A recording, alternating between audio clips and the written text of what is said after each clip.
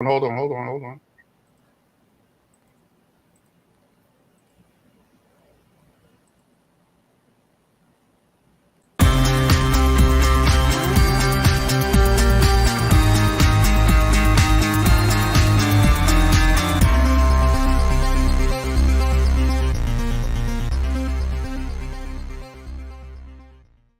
What up, y'all? It's Michael Sean, and I know you want to be a podcaster. You want a successful podcast. You want to give your views and opinions, but you just don't know how to do it correctly. That's why you got to hit up ShawneeScott.com. You want to be on radio, and you want to know how to build your radio career. ShawneeScott.com. She's done all of this.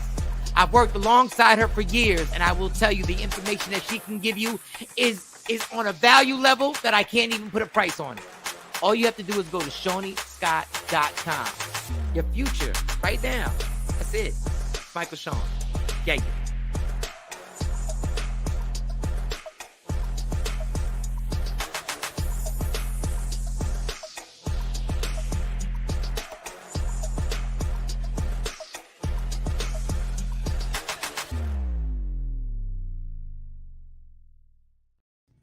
The views expressed on this broadcast is not the views of Media Room 360.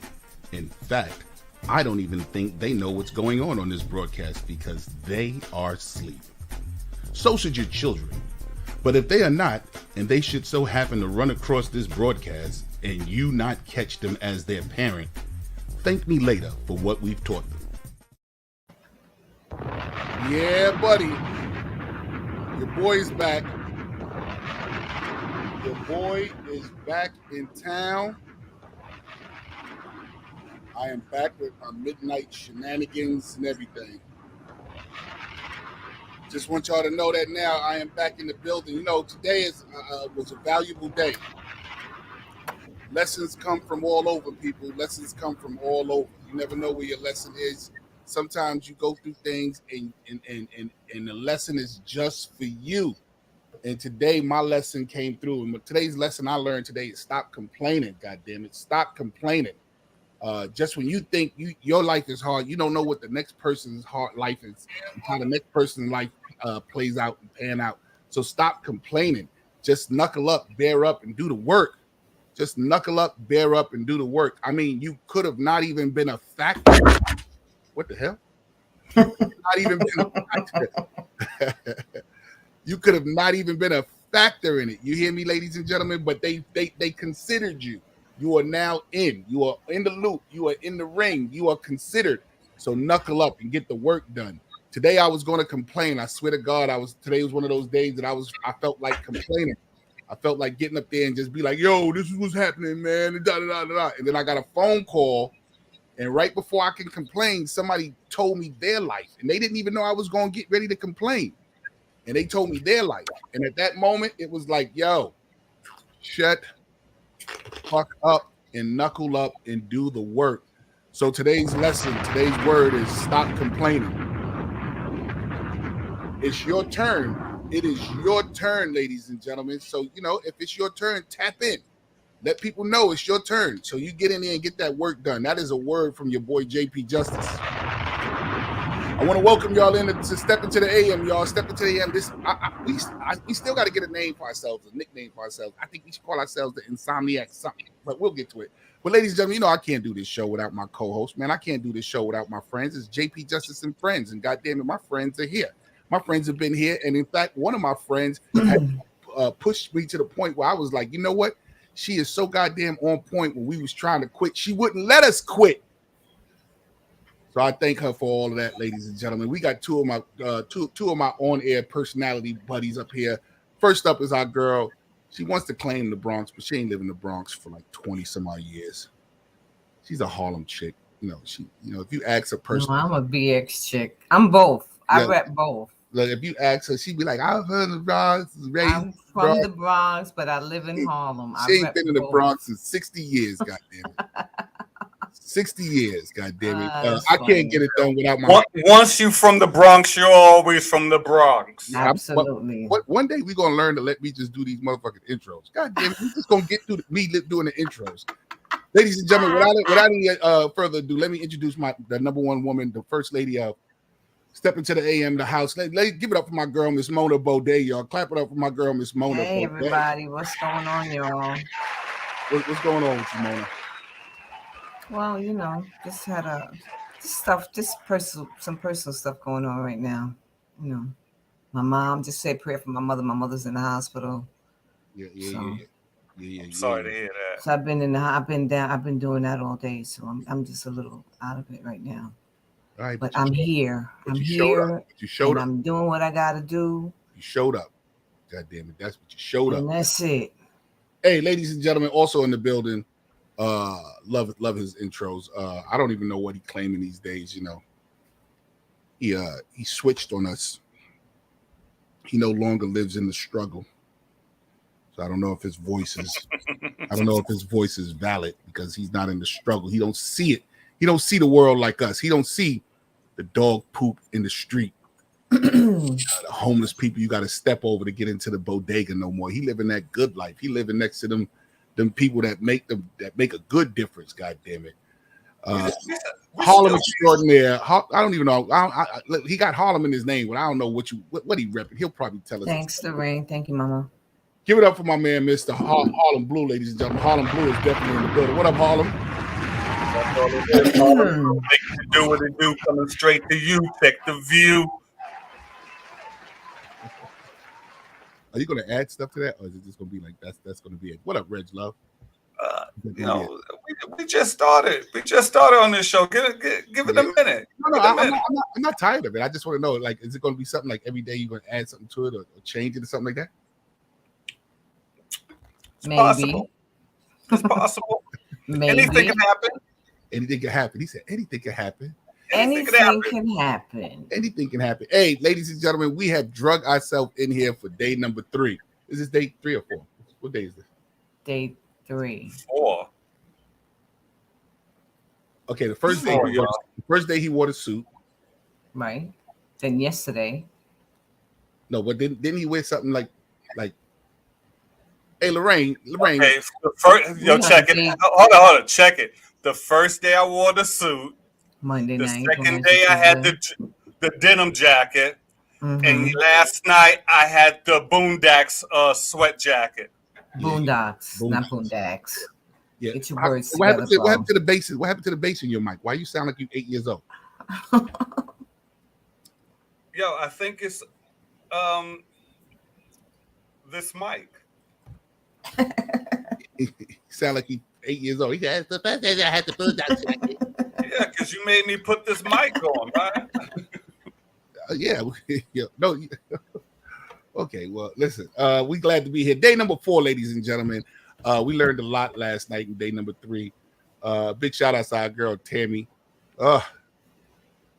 Y'all have no idea. We stayed on for an extra 6 hours after the show. We could not believe some of the stuff that we heard, but it was definitely great. Thank you, Tammy. If you come back and you hear this, thank you so much. Also in the building, we got our number 1 executive producer, the woman who's our text warrior down. Lorraine. Damn it, JP. I'm going to fuck your school teacher up. You can't read. What? You can't read. You can't count. Get your life together. What did I do? Like, I'm just trying to recollect the days. It's like when you smoke weed or something. It's like both of us. I couldn't even remember what day we was on either. So why am I being blamed? Mona, what about because Mona? we gotta blame you. Right. Why? Because I'm the captain of the ship or something like that. God damn it. It goes down with if the you captain. say so. No. And also in the building, we got Roscoe. Roscoe's over there. Hey Roscoe, how you doing? Scratching up the view. Let me tell you what happened today. I was being greedy. I told y'all both off camera, but I want to let the people know I was being greedy. I was doing my Uber thing, and I got close to my Quota. My quota, right? I got close to my quota, and I could have quit. And just picked up the little bit I needed the next day. But I was being greedy. And I said, I'm gonna go for one more. Give me one more. just give me one more. And I was in, ladies and gentlemen, I know y'all probably don't know this if you don't live in New York. I was in Astoria, Queens, home of Spider-Man. I was The in, end of the earth. No, Queens ain't the ends of the earth. As far as I'm concerned, it is. You got the bus that'll take you right there. You got the bus that's 6 or 7 stops away from Queens. The 60 bus. Right. That's the 60. Right. So it's not It's still the end of the earth. It's the end of the earth with an F. End of the earth. So I was in Astoria, Queens, like less than 3 miles away from home, people. And I said, let me do one more ride. Let me take one more ride. And from Astoria, Queens, bam, I ended way up in Bayonne, New Jersey, 20-something miles away. 2 tolls away. Yo, Blue, 2 tolls away. I had to come out of Queens and then go into Jersey. So I ended up taking 2 tolls, 20-something miles away. It was a nice little grip. You know, the money was good, but God damn it. And I said, don't complain. Yeah. I'm not complaining, but I said, God damn it, all because I just wanted that one more ride. Mm-hmm. That one, that's greed. That's greed for your ass right there. You're preaching to the choir. Been there, done that. Yeah. I got one for you. Okay, so it's like 4 o'clock. I can cut off because I gotta go pick up my wife. But I'm figuring I can fit in like maybe 1 or 2 rides. You know what I'm saying? You know how we do. I'm thinking they ain't gonna be like 10-minute rides. The most 20-minute ride. Because I'm out here in Portland. I get this ride. I roll up. It's some type of facility. I don't know what it is. The lady comes out. She says, hold up. She's coming down. Next thing I know, the chick comes down with a box. I put her in the car. I'm like, okay, she got a box, but it can't be that far. I swipe. That's just at 2 hours. God damn, son. Wow. You know what I'd have did. You know what up, Moet? What would I have done? What would I have left her? We'd have left. We'd have canceled the ride. I cancel the ride in front of the motherfucker. I cancel the ride while they touch the doorknob. I'm like this, cancel. Get off my door. Hey, Moet, what's up, mama? Moet is in the building. Moet, we would love to have you come on in here. Come on in here with us, Moet. What Moet said, good evening, JP, Mona, and Harlem Blu. Good evening to you too, Moet. Good evening to you too.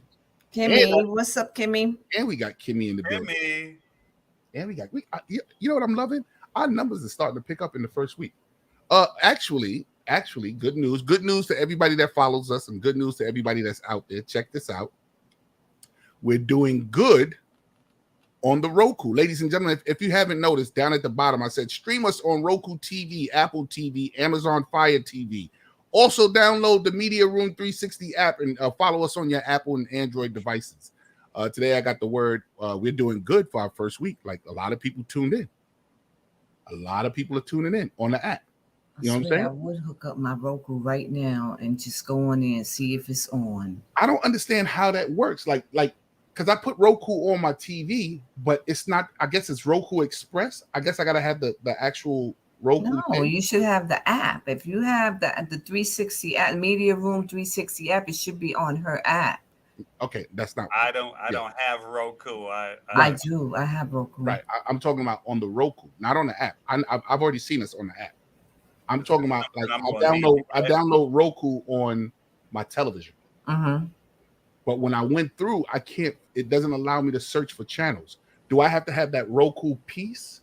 You should be able to. You should be able to look for it on the app on your phone. You should be able to do it. What app on my phone? I mean, wherever you had downloaded it, you should be able to do it. Right, but it won't let me search for channels.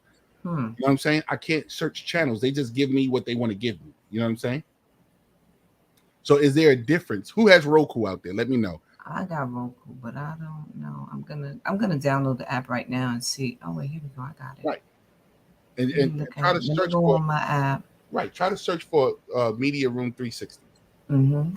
I do know that we're also on we're on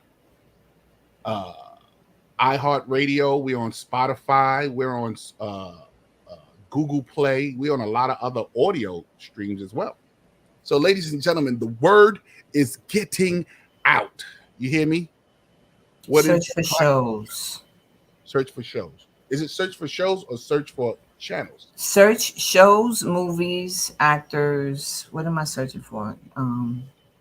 Step into the AM or Media Room 360. Let me try that one. You know what I'm saying?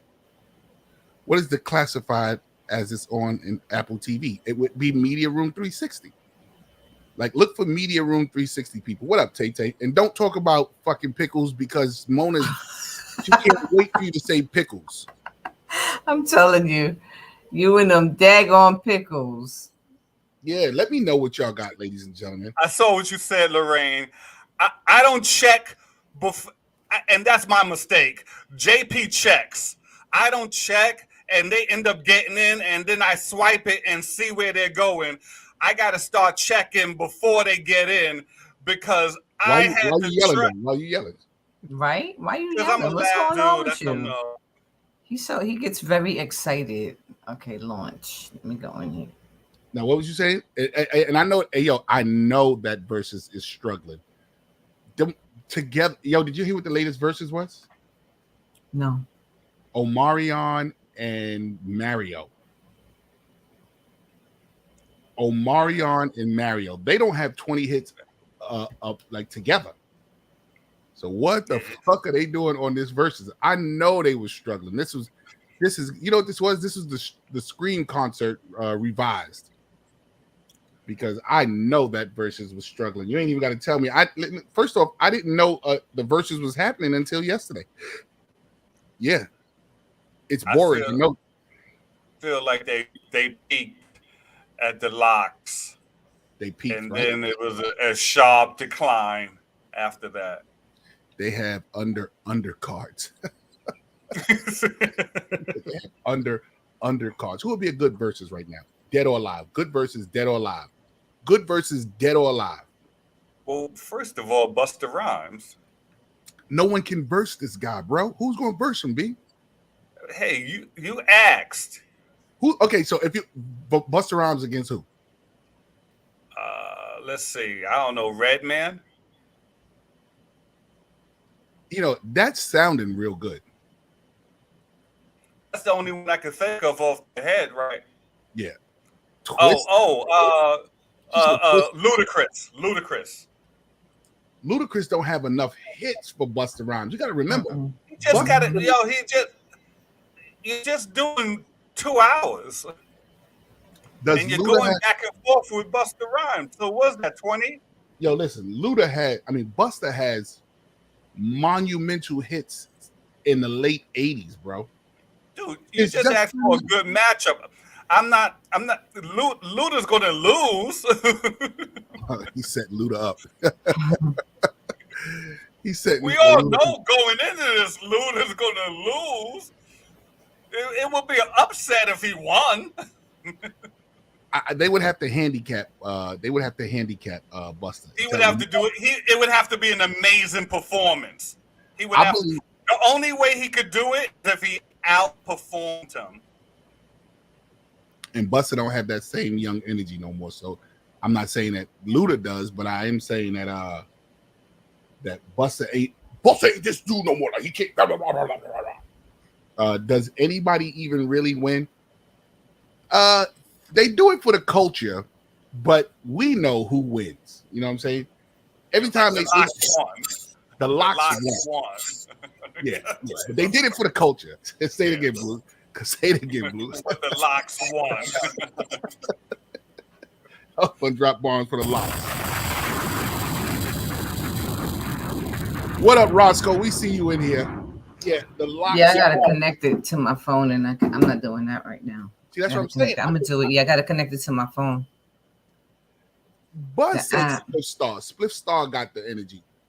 First off, Spliff Star look like your real uncle right now. Like, have you seen Spliff Star lately? I don't know who Spliff Star. I don't know who Spliff Star is.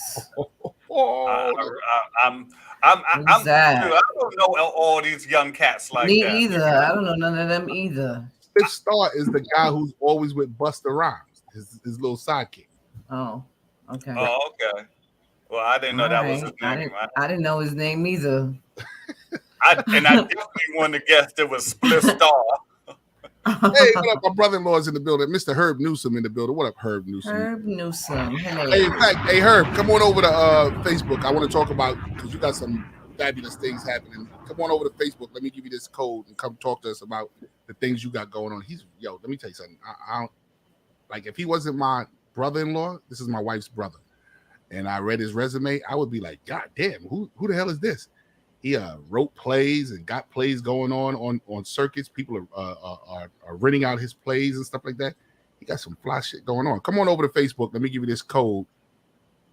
Hit me on Facebook. Let me give you this code so you come talk about your playwright ability. Your playwright ability. So yeah, Spliff Star is his boy. So I think, dead or alive, I want to see Luther Vandross up against Johnny Gill. Your face is crunched up, but listen, is that not a match? It's a match. I just, and you can't. I you know what it is? I want to keep. I want to keep these cats in their era.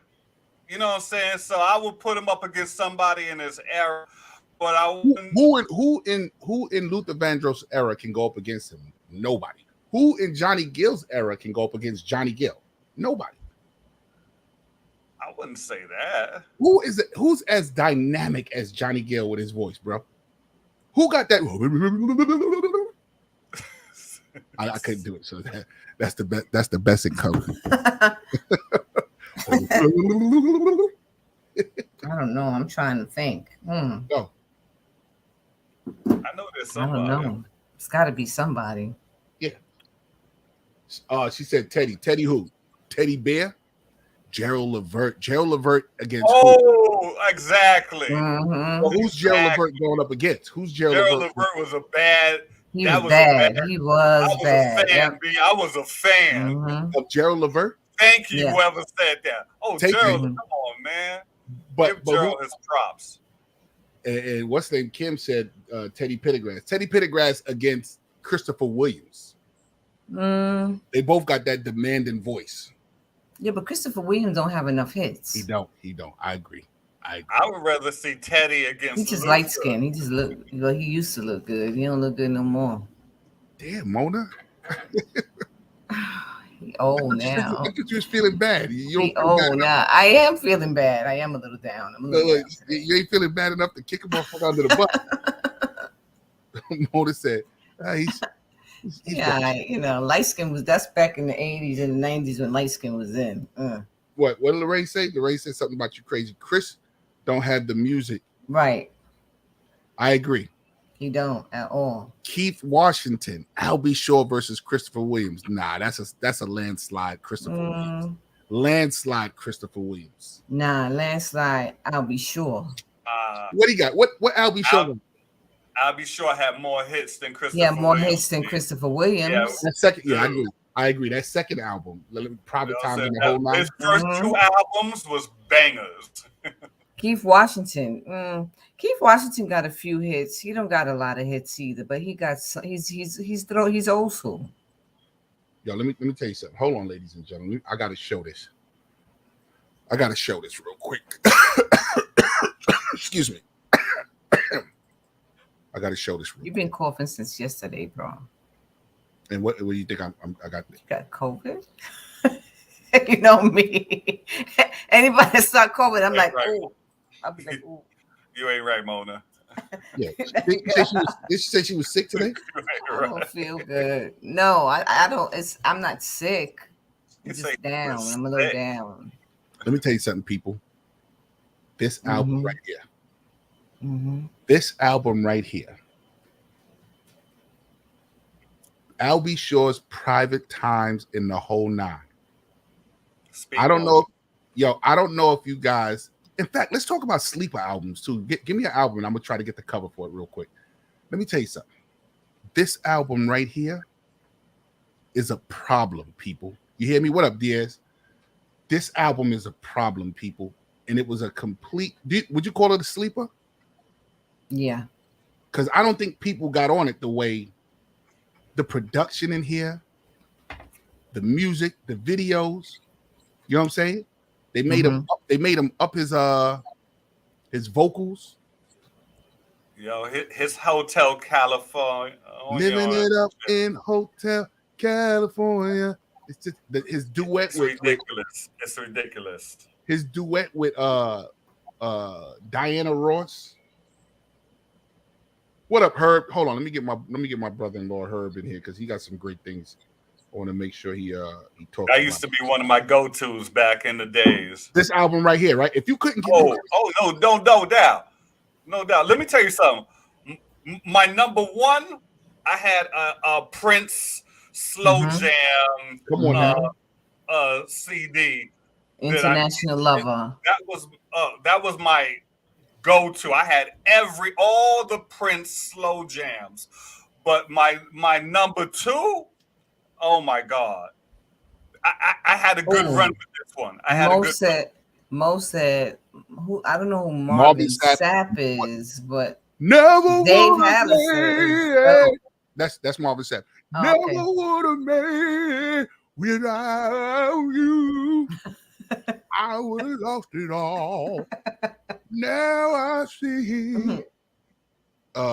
Dave Harrison, though. I don't want to hear y'all voice. I don't want to hear y'all talk about my singing because, God damn it, when I get in my wife's ear with that, she loves it. She have to. She married your ass. We ain't got to fucking deal with that shit.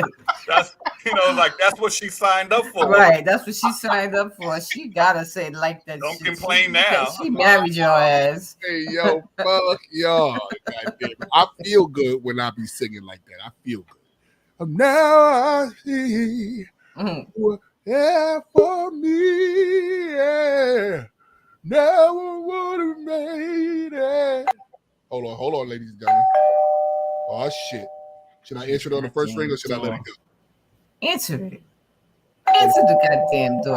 And what she said when the door in. Who is it? Who is it? Who is it? I answer from the far. Who is it? Goddamn it! Who? Who is it? Hey, you got some headphones? Yeah. Who is it? Goddamn it! Who? Who is Hey, we got the wild feedback. Word. Hey, ladies and gentlemen, in the building, this is my brother-in-law, the one and only Mr. Herb Newsom. Before we get into this talk, Herb, sleeper album that people slept on. What album? I got an old throwback album that you might laugh if I say it, but it's dope. The whole album is dope by the Whisper, not the Whisper, the Twins, but it's a Whispers, but I forgot the name of them. I'm gonna find it. I'm gonna find it. Give me a sleeper album, Herb, that people slept on that was a good album. Kim is a good. Yo, Tay. Kim is good, but people ain't up on Kim because Kim is dope. He's dope. Dope, bro. Very dope. Dope. Sleeper album, Herb, you got one? Herb, can you hear us? He can't hear. We can't hear you. We can't hear you. Turn off the mute button. Yeah, Eddie frozen. Look at him. He froze?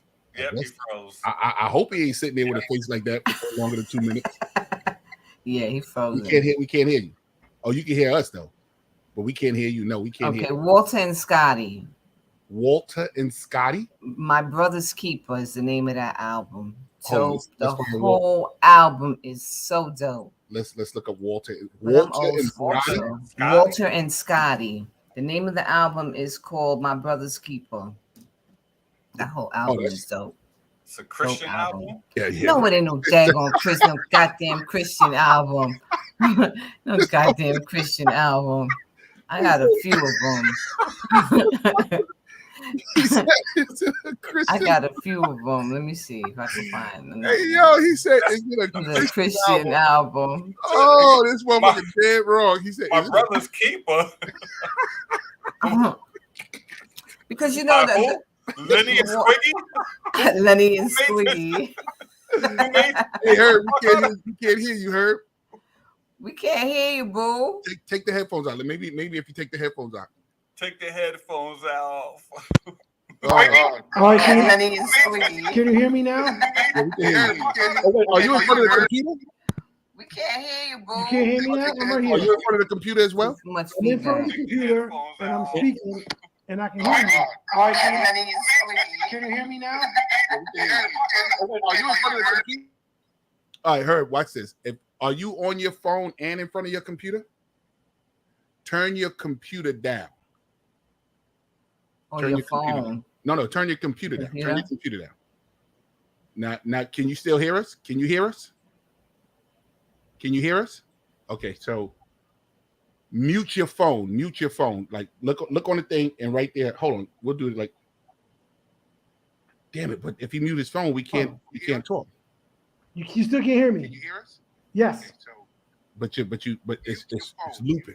Like look on the thing and right there. Hold on. Or how about this? You can turn it off on your computer because you can see us here. You still can't hear me? Can you hear us? Yes. But you're looping. Turn it off on your computer. We're gonna get this right. We're gonna get this right. So this is your people, Walter and Scotty. You can see I us. like that album. I love that album. Turn it off on your computer. I could also say Marvin Gaye and which album? Marvin Gaye. Don't rush past this. Don't rush past this album cover. This album is This so. album cover is saying a lot, right? What's it saying? Look at those mustaches. Those are full blown afros. Marvin Blu. Okay, Oh, it's dope. The whole album is dope. The whole album is dope. We got you, Herb. We got you. What's Look it at saying? the mustaches, bro.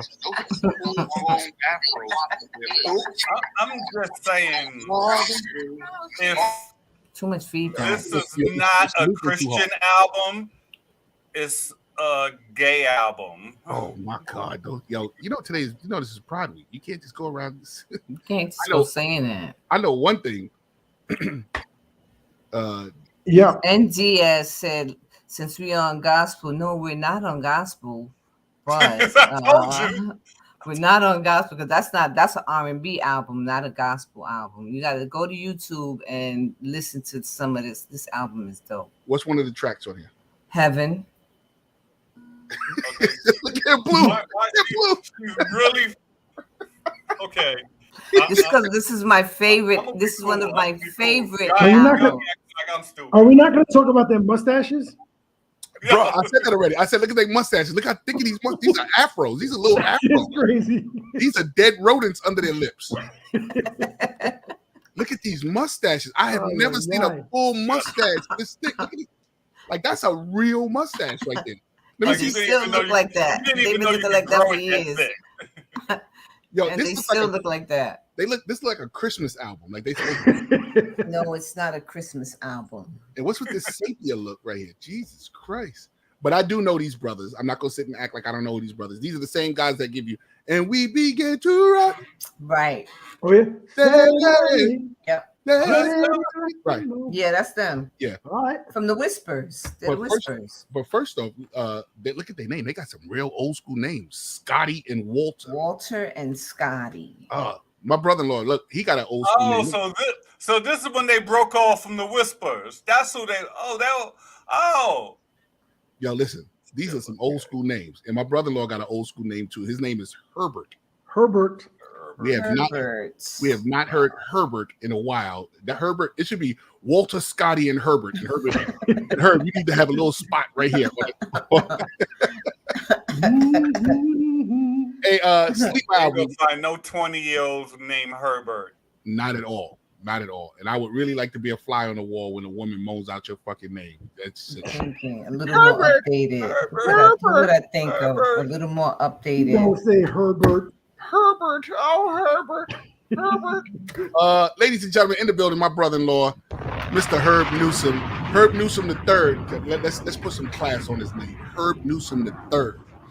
And Herbert Lee Newsom III. Excuse you, Herbert Lee Newsom III. Represent It's a whole lot. Represent your Southern family. That because whenever you hear Lee, that's the South. That's South. Sound like you got money. Like either it's the South or you Asian and you kick some ass. Right? But ladies and gentlemen, in the building, my man Herb Newsom. First off, Herb, you missed a great graduation yesterday, a closing of a chapter. I know. And you was Seen the pictures. supposed to be there because you was there from the beginning. Can I tell y'all something? Okay, so when Soph was I was about to say when we was pregnant with Tabitha.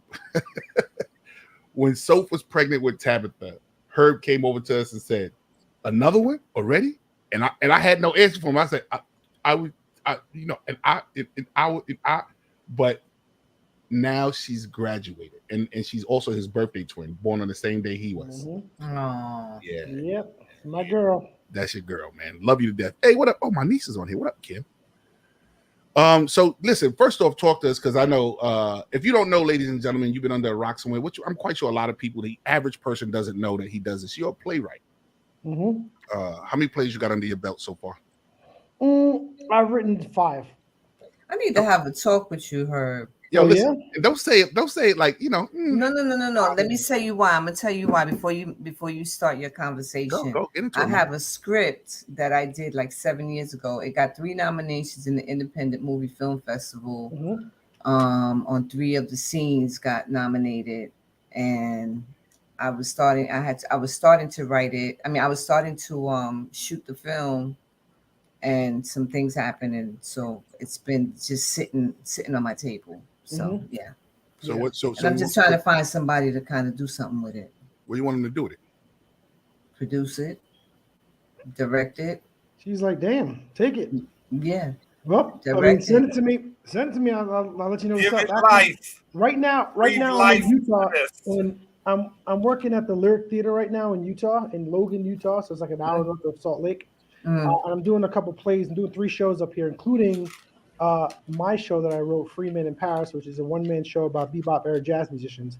I'm doing those 3 shows in rep. But one of the things that I'm doing too, with all the artists up here, this guy named Trent Bean, who is a film director, and he just shot this film in 10 days. Him and his filmmaking buddies, friends did this challenge where they can shoot a film in 10 days, and he just did it. And the film is dope.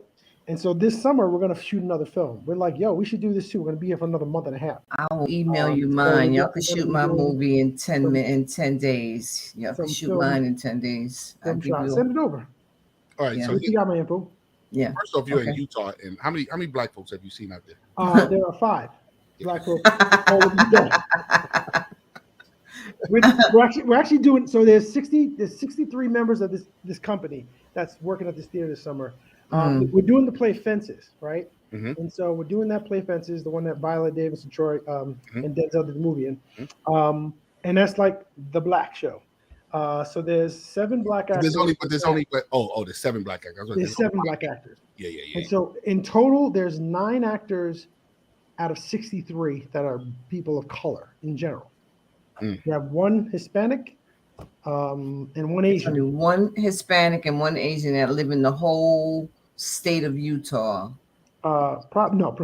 just in our company. Yeah. What this is, and we're also in conservative Mormon town. All right, so let me ask Mormons. That's right. Yep. Let me ask you this: and I know, but I'm just asking for the public. First off, if you've never seen work done, I can account for Herb sitting up overnight with the door open and all he's doing is clicking on his computer. I used to walk past 2-3 in the morning and he was just clicking on his computer. I go, "What you doing?" "I'm tightening up this play." And the next thing you know, I see the play up on Broadway or off Broadway and in Times Square. And I'm like, I remember when this cat sat around and what attracted you to screenwriting and first acting? Tell them about your acting and let me look. Well, I mean, I did my first film when I was a kid at 6. I did like a John Sayles film called Brother from Another Planet. And then I did my first play when I was 7 at Second Stage Theater, where ironically Angela Bassett played my mom. She was like fresh out of grad school and she played my mom in that show. But it was, I mean, I got thrown into it as a little kid, but then it was kind of like in and out of my life. Who knows what was happening? And I didn't take it seriously until I got to undergrad and I was a business major. And I was sitting in economics class and I got good grades and I'm like, yo, I could do this. I can make a lot of money, but is this what I want to do? Is this fun? Like what would make me happy? And then all of a sudden, at the time, I was taking an acting class just as like an elective. And I was like, yo, acting's kind of fun. And then so I just literally changed my major to theater. And then since then, went to undergrad, went to grad school, got my MFA in acting and stuff like that. And so once you become an actor, once I'm an actor and I'm out in the world, there was a point where I wasn't getting cast. I wasn't getting any work. And so writing started when I wasn't getting any work. So I was like, all right, well, I'm going to write something that I can produce and put myself in so I can work. And literally, I wrote this hip hop musical called Revenge of the King. There you go. That's been done in 7 different cities What's across the name of it? It's called Revenge of the King. Revenge of the King. Okay. It's a musical of. Is he frozen again? No, he's not. Oh, there you go. Yeah, it's been done in 7 different cities, including in South Africa. Mhm. But once I wrote that show, then all of a sudden I started to work. So if you're not doing any work and you got any kind of creative bug, we all got stories to tell, right? So just start writing. And I didn't know I was a writer. I wasn't a playwright. I was an actor. But I had a story to tell. I wanted to work. I know what scripts are. I know how to analyze scripts. So I was like, I can do this. And so I wrote that play. And from that play I produced a bunch of times. And then I literally started to work as an actor. Then I started to write other plays. And I do a lot of one-man shows. So I started to write one-man shows and things like that. So and then once you're in the business and you start working at theaters here and there, I work in Pittsburgh a lot. I've worked in Phoenix. They just keep calling you back to be like, hey, what do you got now? What are you doing here? So it kind of like naturally flowed into sort of writing. And it was basically the fact that I was like, I need to work. How long does it take to actually? What's the longest? What's the process? Like, how long does it take? Like, how long did your plays take to write? It can take you a couple of years. It might be quick. When I wrote Break It Down, which is basically a one-man show about the origins of hip hop, and it tells you the whole story of the cultural dynamic that happened before the music was created, 70s, gang culture in the Bronx, all of that. When I wrote that, I had that in my mind for years, like 5 years. And then finally, I'm like, I need to write this thing. And so I registered because I got an invitation to do a show at the United Solar Festival, which I had done one before. And they're like, we would love you to come back. And I was like, okay. I'm like, I think I want to do this new show. And I was like, well, I have 10 months to write it. And so I accepted the invitation knowing I was going to do that show. And I was like, well, nigga, you better start writing some shit. Right. So I took the next 6 months and I wrote it. So that one, I set myself a timeline. I'm like, I'm going to write this play. And then I did it. And so I did it at the United Soul Festival. I did it in Pittsburgh. I did it in Los Angeles. So also, ladies and gentlemen, in case I know you don't know, but just to let you know, he is a hip hop. I'm talking about this dude here. He still watch breaking videos, like the little independent little battles and stuff like that. He loves hip hop core like that. When you write, hey, first off, hey, Herb, I need you real quick. Buzz, I know you in here. Herb, tell me how many elements are there to hip hop? Hip hop? What are the elements to hip hop? Well, there are 4 basic elements to hip hop, and then there's the ones that sort of kind of like got tagged on. So the beginning elements are DJing, graffiti art, breakdancing, and MCs. And so that's really when it all got started. That's really what the fundamentals are of it, right? Things that we've added in later on. We've added like beatboxing in that came in later on. Sort of like slam poetry that sort of is very hip hop-ish. Like the last poets from the 60s were influence of that. Hip hop was influenced by the last poets, but then like slam poetry sort of kind of weaves its way in, and there's a lot of little things that kind of came in, but it literally started with a DJ mixing those records and then just playing those DJ breaks. So the breaks are playing James Brown dance breaks. Then all of a sudden, like, they're just dance breaks. People love to dance to it. Then he just had the mic at the end of the table say, hey, what's up, everybody? And people just started talk over it. Then you have the MC. How old are you? I'm 45. And you know about all of this. I'm older than you. And I remember when Bambaataa used to be in Bronx River Project. Yeah. You never was able to go outside, Mona. Remember, you was. Hey, Lorraine. Remember, he was sheltered in. What's the word she used, Lorraine? I kind of broke out. I was a nerd. I kind of broke out of my shell when I started high school, and I started smoking weed.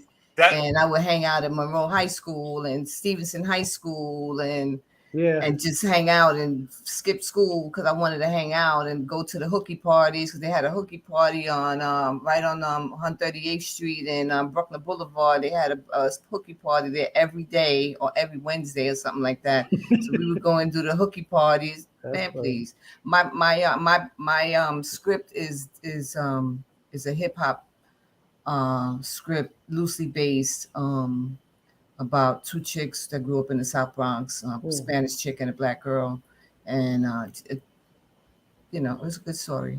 So. Oh, that's cool. That's definitely cool. I know about all this stuff. I mean, I remember I was born in '77, right?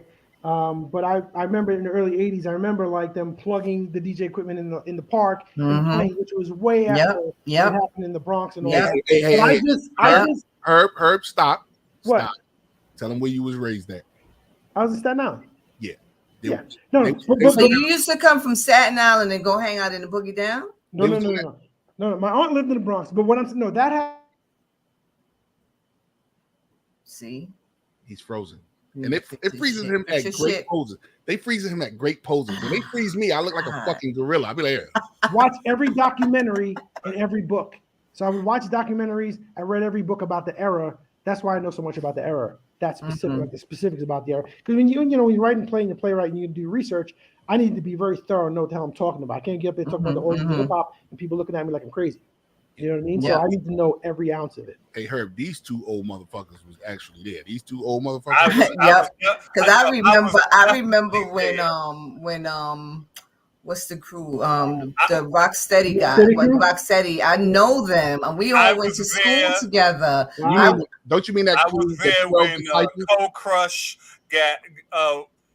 waxed the floor with Fantastic, but still lost. Everybody was upset. It was like, yo, nah, this was fixed. I was there. Wow. They was there when the 12 disciples rocked. They was there when the Last Supper. This is the Last Supper, y'all.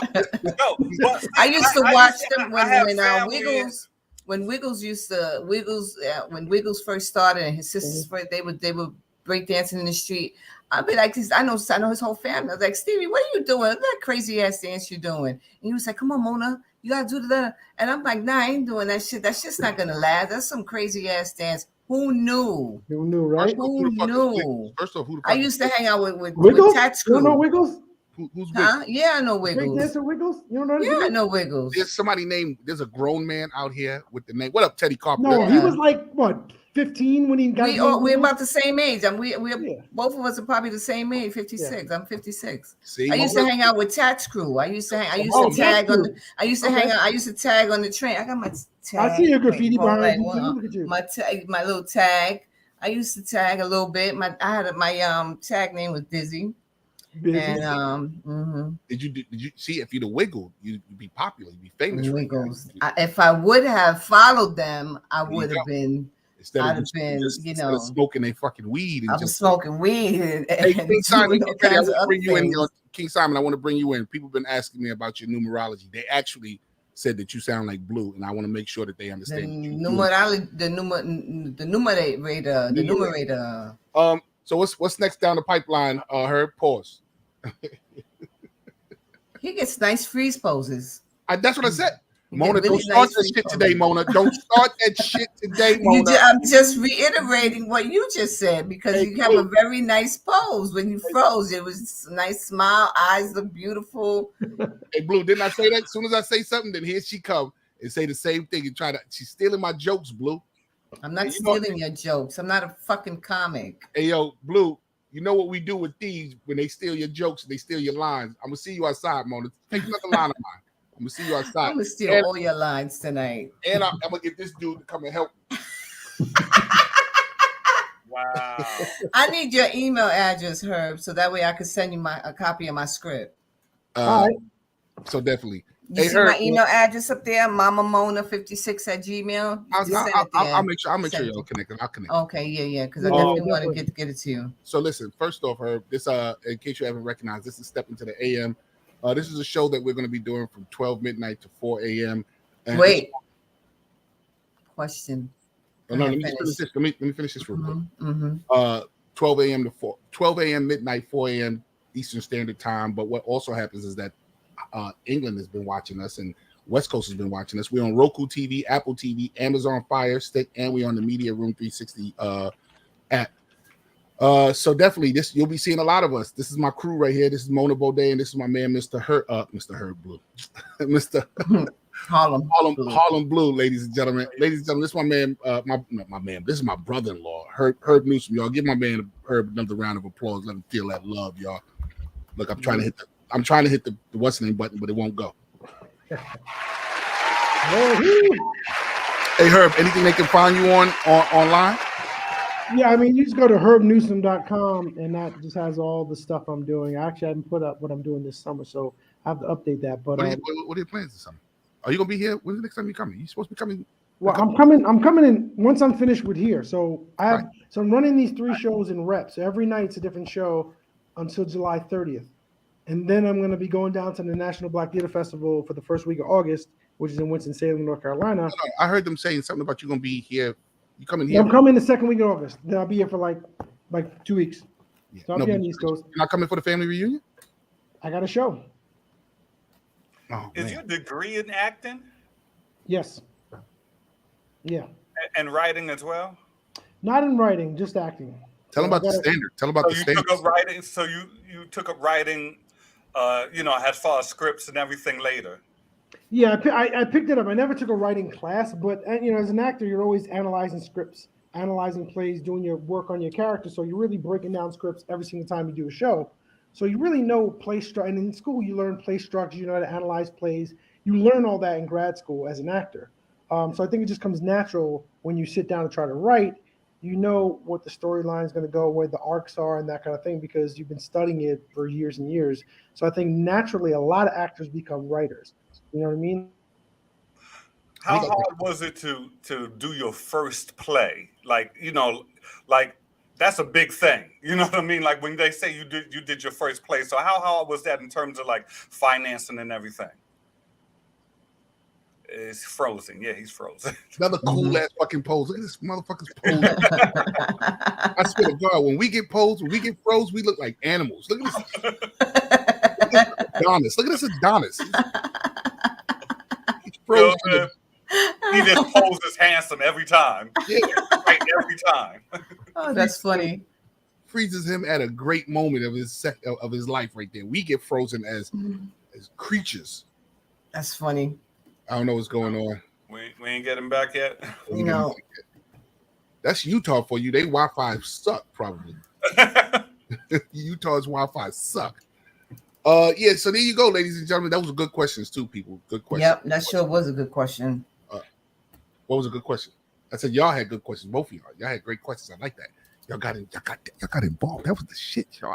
I love how I just did like this and sat back and y'all did like this. Let me ask you this question: do you eat tacos and stuff like? I said, "This. Go ahead." I really wanted to know that shit. I'm like, hold on, this motherfucker, he's a real player. I mean, like, you got some great people around you, B. Yeah. You know what I'm saying? You got some great people around you. Thank you, bro. Thank you. And that includes y'all.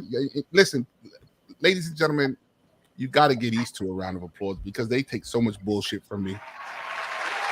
They take so much bullshit from me. I be wanting to quit. I swear sometimes I be like, you know what? I'm not doing this shit no more. Fuck him. I'm gonna just block him and I'm gonna put him on my block list and ain't calling him no more. I dare you, Mona. There you go. There you go. Hold on, Herb. Hold on. I dare you to block me, Mona. I will climb fly flights and kick in your motherfucking door and throw your cats out. You crazy? I am your friend for life, homie. I swear, I swear you don't understand. Like today, I know. When I talked to you earlier, I was like, you know what? I'm not fucking with this dude no more, man. I'm sick of him. I know. That's why I didn't call you. You don't understand. That's why I was like, you know what? I should have called you, Mona. I was going to call you too. I should have called you. I'm glad you did. I was not having a good day. You notice I didn't call you no more today? I said, let me leave her alone. Because I was not having a good day, and then my mother's in the hospital. I'm going. Hey, Herb, you already know how I am. Yo, Herb, even he's real quick. I'm gonna dip out because this Wi-Fi here is terrible. But also I gotta pack because I'm flying to LA tomorrow for the weekend. So I gotta dip out and do some stuff. But thank y'all for letting me share the space with y'all. I'll definitely come back and visit. And Mona, get my info from. I'm definitely I'm gonna definitely send that to you. You'll have it if he sends it to me tonight. If he gives it to me tonight, you'll have the email in a couple of hours. And also be careful because she's our resident cougar. She probably jump on you. And she says no, I wouldn't do that. He says she's looking for. She says she's looking to give it away. She ain't giving it away. I'm gonna be quite honest. He's too cute. And his eyes are too light, and I'd be ready to fight somebody. I swear I'd be ready to fight. I don't like cute Mona. dudes. I can't. No, I'm not doing it. Right, exactly. I'd be ready to fight. Why are you looking at him? Don't be looking at him. Don't. I'd be ready to fight. That's some true Spanish shit right there. Hey, Herb. Lovely morning. All right, y'all. Peace out. Yeah, baby. Yes, that's my boy. That's my brother-in-law, Herb Newsom, ladies and gentlemen. You know, so crazy too. When people find out that he's my brother-in-law, people freak the fuck out. They be like, "That's your brother-in-law? Him? Yeah, I seen his name in the book. I seen him on the website, and I seen it's my brother-in-law." And if y'all met my cousin, y'all would really think something's going on in my family. I got two cousins. I got two other cousins that are very successful in the business. And when people connect the dots and go, "Wait, Herb's your brother-in-law, that's your cousin, and that's your cousin? Oh, what the fuck is going on in your family?" I'll be like, "Yeah, hey, you know, motherfuckers are stressed. They gotta let it out. They gotta let it out." Hey, we at the top of the hour. Let's get into these commercials real quick. Come back. Hey, yo, my man, King Simon, man, step up. Oh, what's the question? I'm sorry. What's the question? Hey, I'm gonna look for a stamp. The question is, I thought you was gonna cut the time. Really? Right here, live? You're gonna ask that question live? I don't know. I'm just asking. You know, I ain't no. You know that I have no filter, and I will say whatever. Hey, yo, really, right here live. She gonna ask. What up, y'all? It's Michael Sean, and I know you want to be a podcaster. You want a successful podcast. You want to give your views and opinions, but you just don't know how to do it correctly. That's why you got to hit up ShawneeScott.com. You want to be on radio, and you want to know how to build your radio career. ShawneeScott.com. She's done all of this. I've worked alongside her for years, and I will tell you the information that she can give you is on a value level that I can't even put a price on it. All you have to do is go to ShawneeScott.com. Your future, right now. That's it. Michael Sean. Yeah.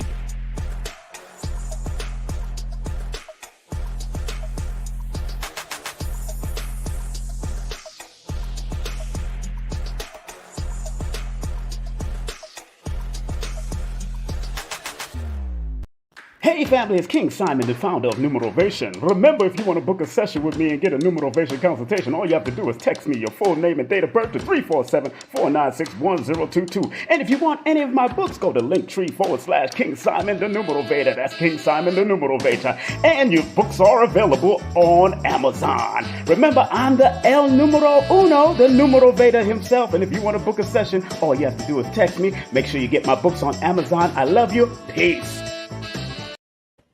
Numerovator. Hey family, it's King. Oh, I'm sorry, wrong one.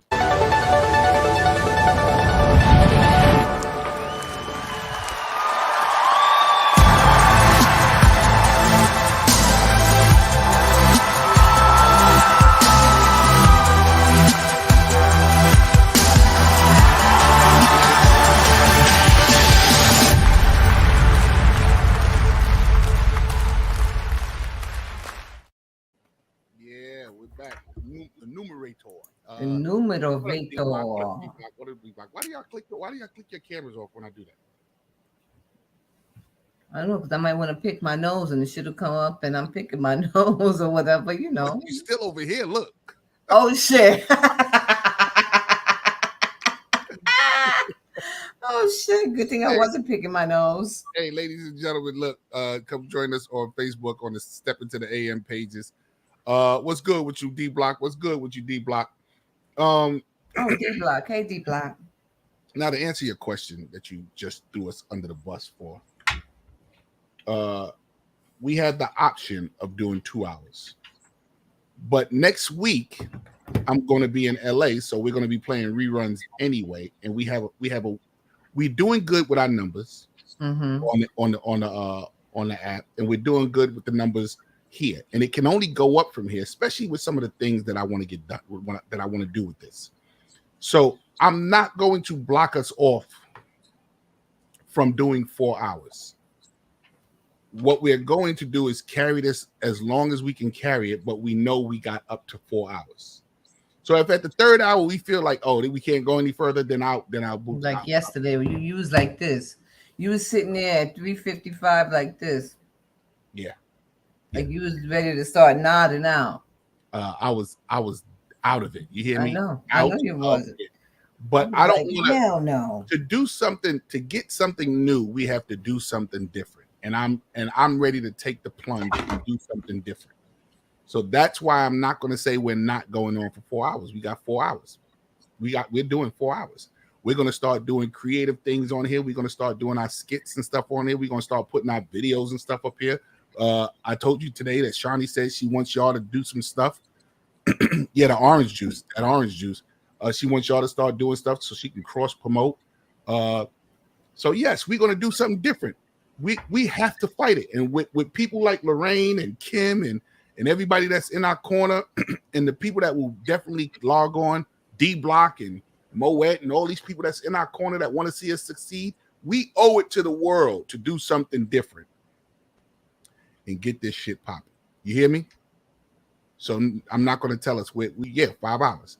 And then you know how you get. I go, let's clock out. No, let's not clock out. We gonna go to 4 hours. What up? That's because I'll get my nap in and I'm good. I'm ready to go. But I didn't get a nap today. I didn't take a nap today. I was watching TV all day. Oh God, I'm tired. I'm a little tired. Fun size Finn, what a deal, sir.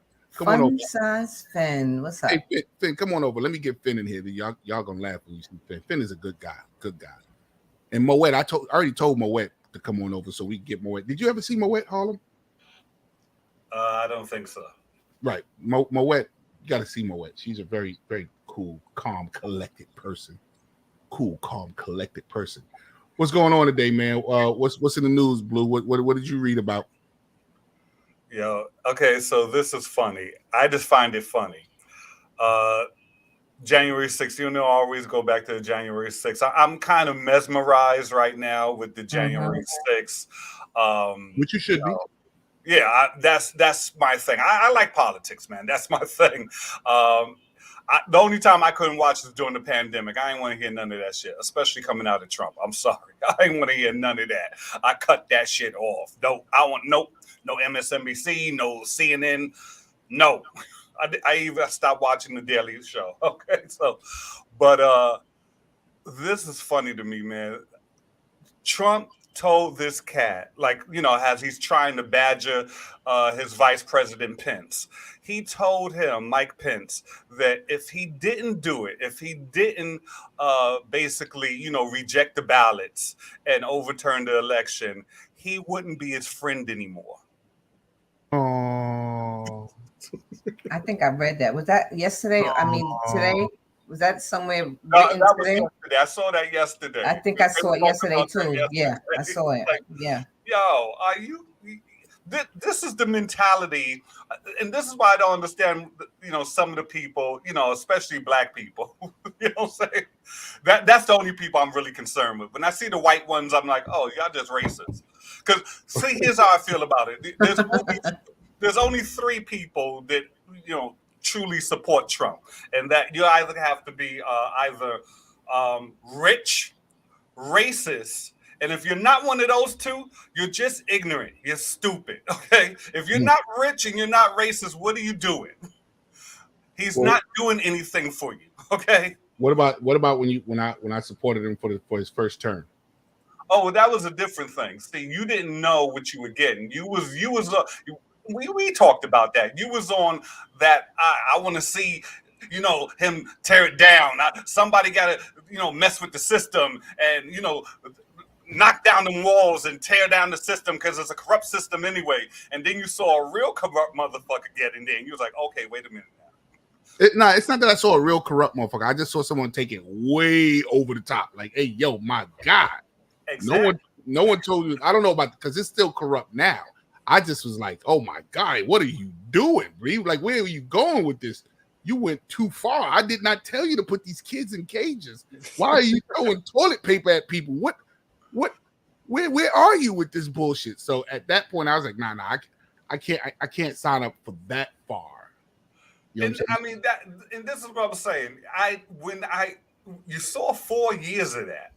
How is it? I mean, like I see them out there. They're even making videos.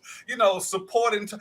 I saw one brother make a video, and his whole thing was he was out there on the streets in New Orleans, and he was going up to people and like, "Hey, you was doing better under Trump, wasn't you? You was making more money under Trump." I'm like, really? That's the end all, the meet all? I mean, after all you saw, my pockets ain't right, so we got to get Trump back.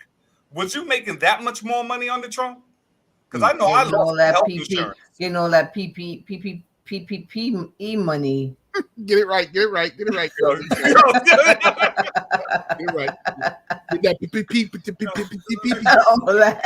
that Just getting all that money. That's why. Get it on that PPP. Okay, I'm gonna let you know a little something. You better not say it. If you was getting that, you got more under Biden. Yeah, you say it again. Why? How you say it? If you was getting the PPP, you got more under Biden. Why? No, but they'll say that it was signed under Trump. No, right. It was signed. No, this was directly signed under Biden. When Biden came in, under Trump. You're right. Under Trump, right. Yes, you're right. They took the taxes out of the PPP. Mm-hmm. So what you was getting, they already was taking the taxes out. Under Biden, they lifted that. You know what I'm saying? So they took it. They based the PPP on your total gross, right.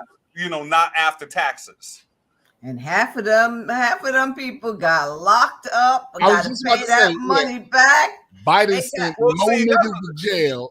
You out there falsifying. If you falsifying shit, then I can't help you. If you falsify, like you got a babysitting business and you ain't got nobody but your own kids, right? No, that's not. Yes, you can't do that. Yeah, right. I ain't do none of that. I wanted to. I really wanted to. I swear I wanted to, and I was like, and then you had my luck. It'll bite me in the ass. They ain't never, they was claiming they had businesses, but they ain't never claimed they had businesses or license for that before. Mm-hmm. None of the years prior, but all of a sudden you going for this PPP and you putting down that you have a business. Like, come on, man, they gonna catch you, man. Yeah, come on. You going under Law and Order? Come on, man. Yep. You going under the bus. Cody Odell, come on over to Facebook, bro. Let me send you the link. I would love to have you on here to talk. Who's that? That's my boy Cody Odell, comedian out of Texas. Moved up to New York and got spanked by New York and sent him back home. Wow. With his tail in between his ass. Mona, he just told the brother to come on. And you see how he presents him. Oh no, he'll tell you this. So this is his claim to fame. He came here and got spanked. New York could do it to you, bro. New York and LA. If New York and LA don't call for you, be ready to grind hard as you. Let me tell you, LA will have you on the streets prostituting. You hear me? Really? Get out of here. The first time you went up in LA, was you scared? Was you nervous? The first time I went when I first went to LA, I went during the East Coast, West Coast type beef. And this is also after seeing movies like Boys in the Hood and all these little what do you call it? Carjacking movies. So when the first time I went to LA, look, I swear to God, I was like this. Right. I took my little Yankee hat and flipped that shit inside out. You don't have to know where the fuck I'm from. Hey Mona, I was such a punk back then. I refused to go to LA. A lot of comics were going back and forth to LA just to see if they could get work or break ground out there. I was like, I ain't going out there, man. But ain't nobody calling me to go out there. I ain't going out there. I seen Menace to Society. I end up in the wrong neighborhood. Nah, I ain't going out to Society. They shoot you just for wearing the wrong color. They just come up to you and pop you on the street. I'm not going down there. They doing that now in New York. They doing that. Yes, but no, back in the days on the West Coast. Yeah, back in the 90s. Yeah, back in the 90s, that shit was horrifyingly scary. And at the time, I was signed to a white agency. I was signed to Barbara Coppersmith agency, and my management was Top Drawer Entertainment. they don't see these black problems the way I see it. They was like, no, you have to go to LA. I was like, whoa, homie. I can't just go to LA. What's wrong with you? Yeah, you just have to go there and you have to go. And I said, yo, this thing's going down. You know, like I just can't just. But then once I got out there, I advise all comedians. I advise all comedians that are not in LA or New York to make a pilgrimage to these two states in your genre, in your art form, because it will waken you up to what's really going on. You know what I'm saying? New York and LA are cesspools of creativity in your art form. So you got to go. You should go. You know what I'm saying? Blue said, "I seen Minister Society." I said, "Yeah, I've seen it too. Boys in the Hood, all that shit, man." I the big donut over the little burger in the alley in the parking lot. I seen all that.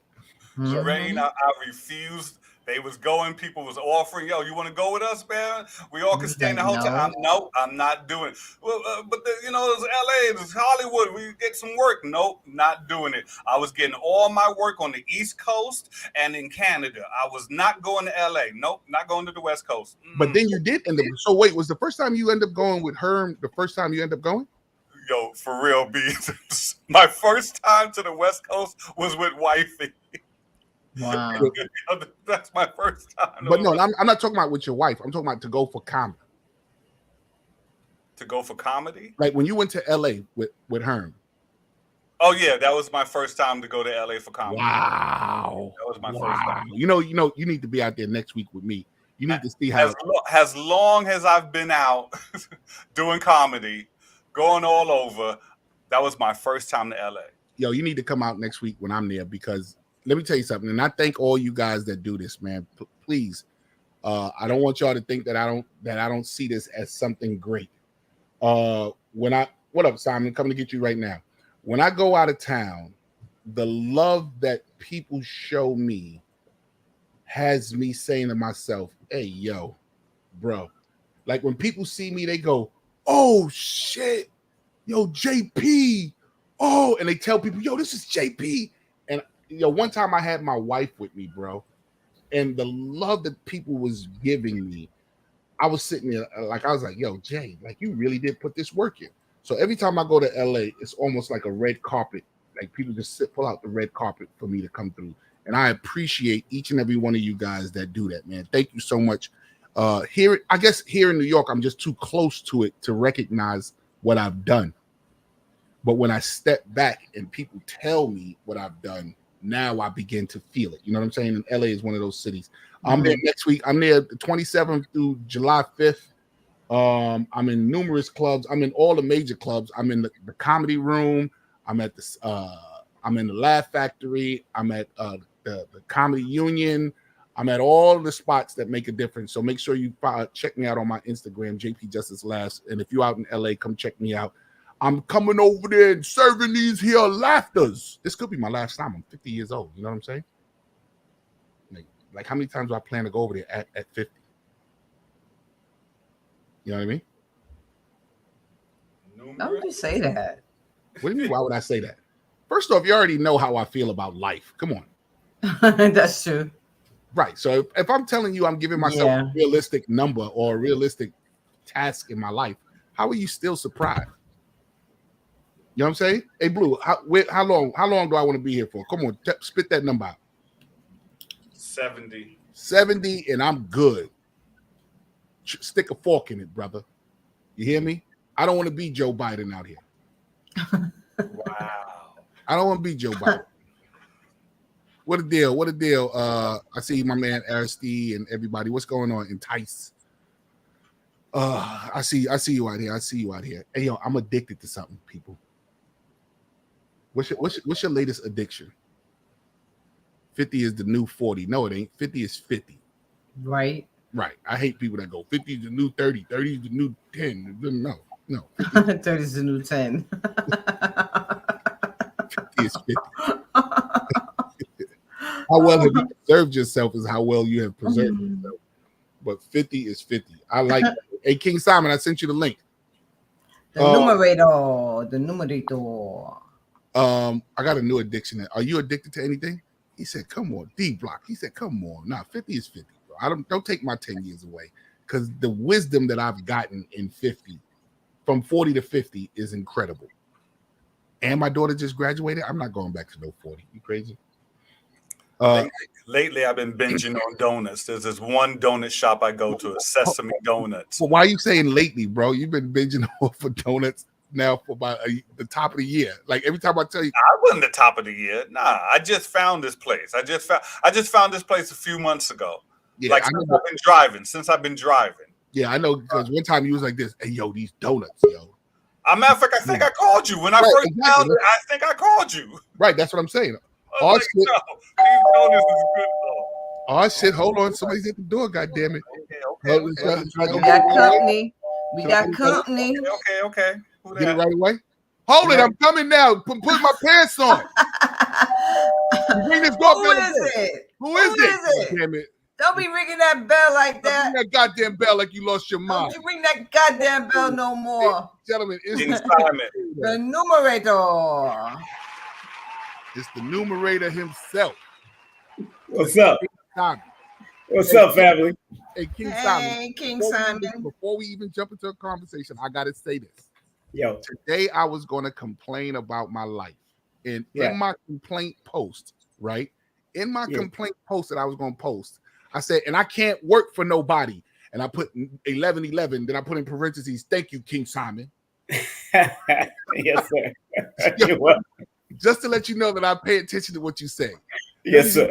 We got my man, Mr. King Simon, the numerator himself. Let's play his commercial first. Let's get your commercial. You know we've been playing your commercials since. Yes. I've been showing your flyers too. Yes, sir. Let's get this going real quick. Hold on. Hey family, it's King Simon, the founder of Numerovation. Remember, if you want to book a session with me and get a Numerovation consultation, all you have to do is text me your full name and date of birth to 347-496-1022. And if you want any of my books, go to linktree/King Simon the Numerovator. That's King Simon the Numerovator. And your books are available on Amazon. Remember, I'm the El Numero Uno, the Numerovator himself. And if you want to book a session, all you have to do is text me. Make sure you get my books on Amazon. I love you. Peace. There you go, the numerator. Why is the Thank G you. in parentheses? Is that the square? Is that the square? The G is in parentheses. When I look at that thing. Is he there? Is he frozen too? Yeah. Can you hear me? Yeah, I can hear you now. Okay. Let me switch computers. I'll come right back on. Okay. Yeah, come on back. He looks very intelligent with glasses too, right? Whatever. Oh, I didn't know you heard that. I thought you was Mono. You keep freezing this one, but look, I see you over here, meathead. We see you. Get up. What? You keep putting this camera on freeze, and this one is sitting right here. Like she put it on freeze. Like, you got to pause the other. You got to do both of them, Mona. You got to look, Mona, look. See that? What? Yeah, I'll see you. Yeah. You put this one on pause, and then okay, so now I have to do that with this one too. Yeah. There you go. Wow. I had to go get up and go do something. Yes, we saw that you had to get up and go do something. Everybody on Instagram saw you had to get up and go do something. I had to go get some cookies because that's my. That's what we was addiction. That's my cookies. What kind of cookies are those? It doesn't even matter what kind, but I've been eating a lot of shortbread cookies because they don't have so much. They don't have so much sugar in them. Yo, let me tell you something. A good cookie is the shizznizzle. You hear me? Peace, King. Peace, y'all. Peace, y'all. What up, comedian LBCC MCMCL nearly. A good cookie. Let me tell you something. I combo my cookies too. Depending on what cookies I have, I combo my cookies. What are you eating with that cookie, bro? Nothing right now. I'm gonna get some milk, some almond milk in a minute. Oh, you fucked the cookie. I'm gonna get up again in a minute and get some almond milk. She fucked the cookie up, right? Right, Blue? Almond milk. You know that's what we do, though. This guy with the how we feel about you talking to the wrong person. Talking to the wrong set of people. Well, I got it's either gonna be almond milk or a cup of tea. That's the only way I have my cookie. Well, I got an addiction, but we're gonna talk about that in a few minutes. We're back with the intelligent man right here. Look at this. The numerator. You sound like a Spanish commercial. Yes. That's my Cuban side. That's right. I forgot you Cuban. You did say that. Cuban Jamaican. Yes. All right. Yes. We might be cousins. We might be cousins. We might be. Yeah, hello, Cuba's about that big, so you probably first. Because Cuba and Jamaica used to go back and forth working with each other. Working back and forth. Well, you would be what they call Cuban Negro? No, Cubano. What do they call the dark skinned people on Cuba? Because I heard they call them Negro. Negro. Negro.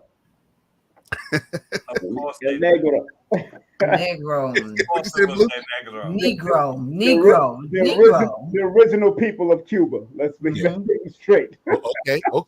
Let's put it out there. Thank you. It was Mona's people that got inducted. They didn't have locks on their door.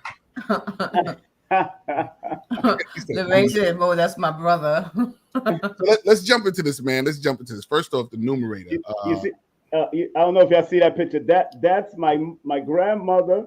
That's my. Hold on. Let me show you. I got one too. I got one of my grandmother. That's my uncle. Yep. Both of them. All of them are from Cuba. And the casket. Yep. That's my great grandmother. Yeah. Casket. So all of them. Yeah. That's a casket right there. Right now. That's what's that.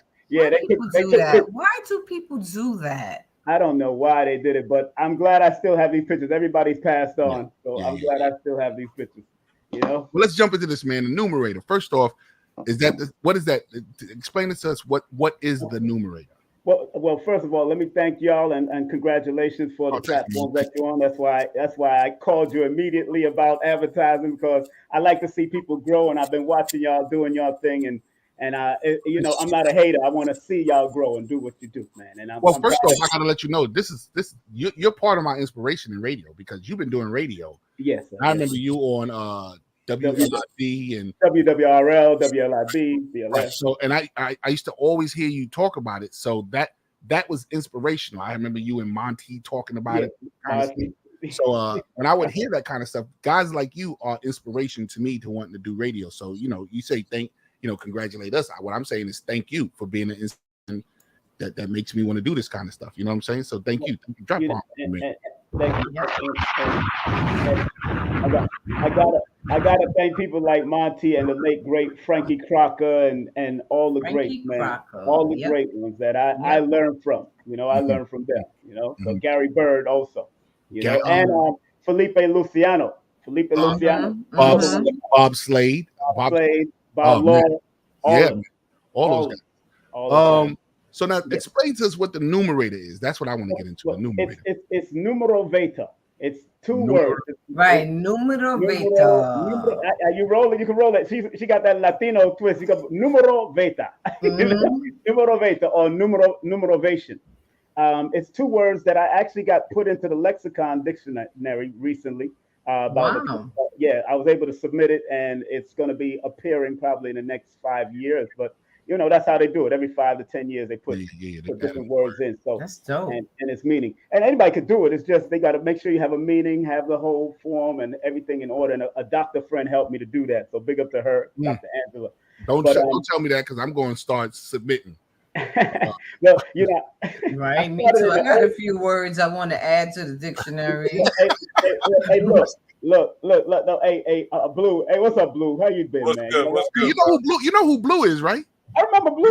We've talked before. Right. This is the toothless lover from back in the day. Oh yeah, I remember. Blue. Yeah, man. Hey, remembering Blue is like remembering Crazy Sam. Oh my God. Right. That's hilarious. Those are my people, man. Yeah. But what's so interesting? Bootylicious is in the dictionary, and they just put bussy in the dictionary. Bootylicious is in the dictionary? Bootylicious is now part of the dictionary, and bussy. And what? What's bussy? What's bussy? Boy pussy. Oh. Yeah, get out of here. I'm dead ass serious. Oh. I'm dead serious. They put it in there because in support of gay pride and all that. That's what they put it in. That's bullying right there. There's I've heard that word too. I remember hearing that word. Yeah. Well, you remember my man, late great, what's it called? Bernie Mac used to say "Budussi." Right. Back in the day, but they they done stopped and broke all that up. But I'll be speaking to Wesley Muhammad, Dr. Wesley Muhammad, this Sunday about that on my show, about the the whole agenda, the pot plot, all of that. We're gonna go down that road. We're gonna go down that road. Period. Well, talk to us. How did you get into? For sure, what's the numerator is 2 words, right? Numerovation. Yeah. What 2 words were compounded to make that word? Well, it's the old Latin numero, from the old Latin numero, and then from motivation, I put vation, numerovation. So using the old principles, the ancient principles of numerology, which only means the study of numbers, is just that as above, so below. Physical is mathematics, algebra, and all that. That's the physical representation of numerology. The spiritual, esoteric representation of numerology is what I do, what Lloyd Strayhorn does, who's been on Oprah and all that, one of my teachers. And the Vation is the principles of motivation. So in my sessions, I use a lot of Les Brown's principles. I use Tony Robbins' principles. I use Ian Levanzan's principles and drop it in there, show you how it supports the numbers that you're connected to, because numerology is not psychic. Numerology is more of like a GPS. You put in the right address, which could be your birthday and your name, triangulates what's going on in your life, past, present, going towards the future. And then I try to keep you motivated and help you to activate your numbers better. Just like when I said 1111, what 1111 was. And I know Mona was born January 25th. I never got Blue's birthday, but I remember once you study those ancient patterns and ancient cycles, you can help people become better. Now, I won't lie, they do have people that do it on a negative level, like Aleister Crowley did it and all that, but that was the negative rendition of it, because everything has a duality. So I strive to do from the best, highest, professional, and integral way I could. How did you first get involved with this? How did you first get introduced to numerology, and then how did it draw you in? Exactly. Well, living in the 5 boroughs, of course, I was introduced to the 5% nation from a young age. Knowing the mathematics. Who was the original man? Original man, Asiatic black man, to make it owner, cream and fine earth, God of the father of civilization. We used to break down those numbers all the time, and then we had 1 is for knowledge, 2 is for wisdom. We kept that going, and that is a form of numerology from a 5% perspective. The God on earth, big up to the gods on earth out there who are a offshoot from the Nation of Islam, which I was a part of, and I was also a part of the Ansarullah community under Dr. York back in the 80s. So I've from the 5% at 14, then I went to the Ansar at 17.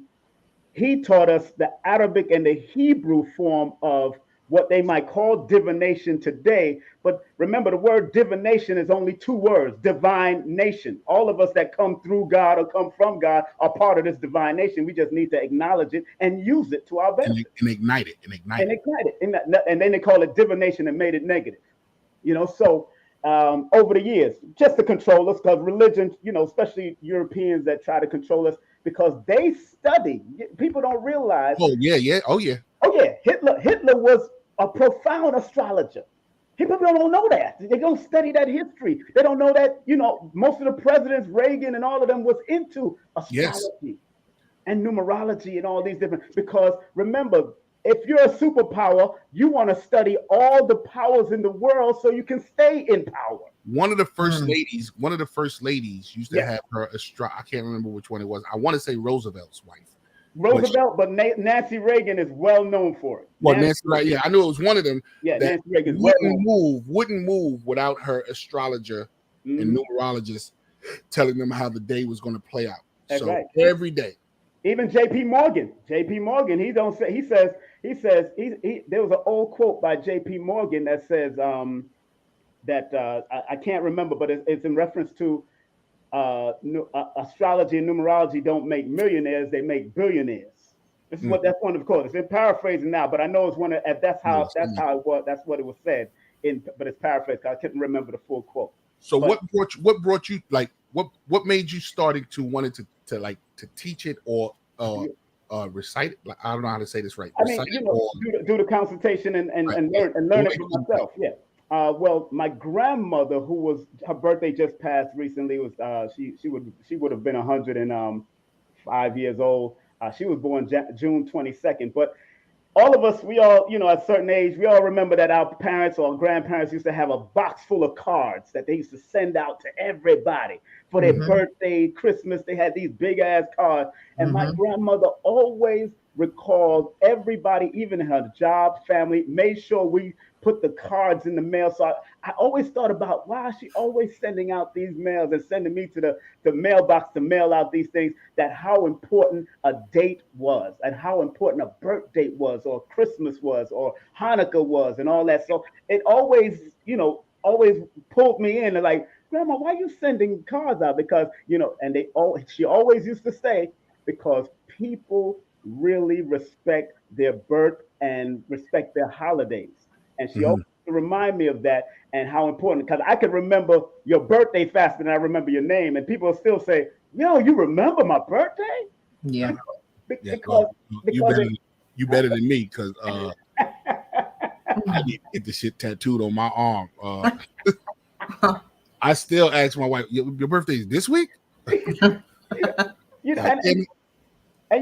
got people that's religious that get away from, but you got to remember that in ancient cultures, according to great historians and scholars, that birthday was a very significant ceremonial thing, not a labor like most women do it in the hospitals, like they call it labor when it was ceremonial. Matter of fact, when a man and a woman come together, both families are coming together in celebration of that birth.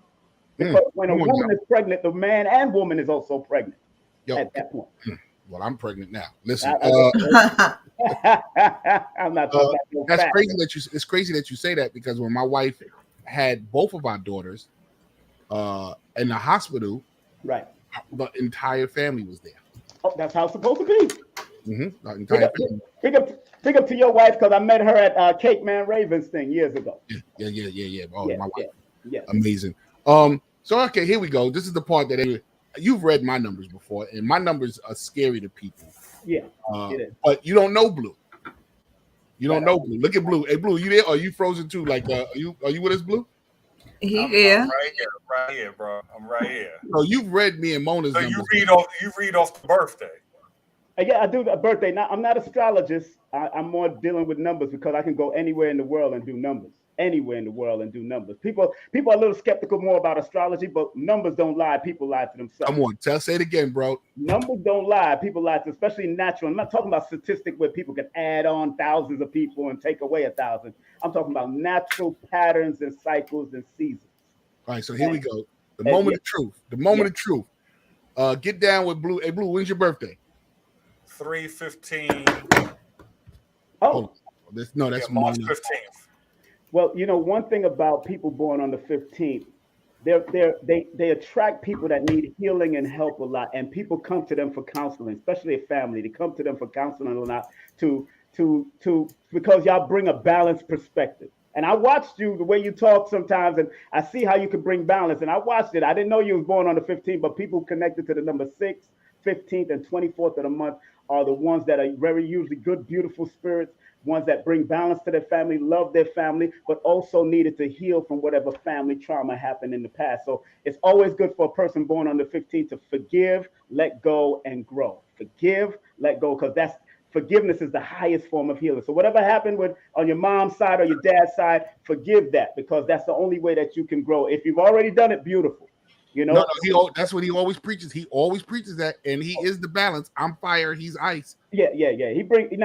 And plus Pisces, they're very intuitive. Water signs and water numbers, like Mona's a water number, and water signs like you and brother Blue are very intuitive. So you never go, once you went against your gut feelings, that's when y'all messed up.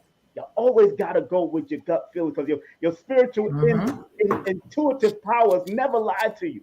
That's right. It never lied to you. Am I making sense, Blue? Am I making sense? Hey, I'm not gonna lie. I always second guess myself. You know what I'm saying? I always second guess myself, especially lately as I've gotten older. I ain't even gonna lie. But you know what I'm saying? I always, knock wood, I always end up on the other side saying, yeah, I think you made the right choice. Yeah. 9 times out of 10, it was the right choice. Right. All right. So now I'm gonna try to mix it up a little bit. Yeah, mix it up. What would be the best way for Mona, with her numbers, Blue with his numbers, to deal with someone with my numbers? Very good question. Very good question. Now, if I deal with the personal numbers, that would be the day you're actually born on, like 11. And then as a numerologist, we would add 11 plus 25, which equals 36.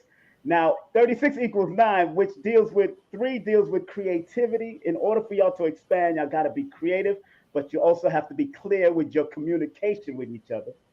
6 deals with y'all have to bring balance in whatever y'all do with each other and a loving spirit behind it. And then because it adds up to a 9 on its negative can go into arguments, but it's really about the humanitarian service that y'all have to serve. In other words, both of y'all together as a number with the number 9 that it adds up to would bring more of an international service to people. You're not supposed to don't limit yourself. And that's why I'm glad you had the platform. That's why I'm glad y'all get bigger. I'm sorry, go ahead. Man, I believe everything you just said, because I say the same thing to them. The only thing that I need to work on, and I know, and I apologize to these guys whenever I can, right, is the compassion part. Like I convey my messages with hot sauce. As a dictator. Yeah, you say what you mean and mean what you're saying. That comes from that Scorpion energy also. You say what you mean and mean what you say. So I'll say it first, and then a while later, there's no time frame, but a while later, I'll come back and apologize or say to them, listen, man, I'm sorry for how I'm saying it, but this is just how it is. But I say to them, we need to be creative. We gotta, these are the things that, so now they know how to deal with me. How would we deal with someone in Mona's numbers? How would me and Blue deal with Mona?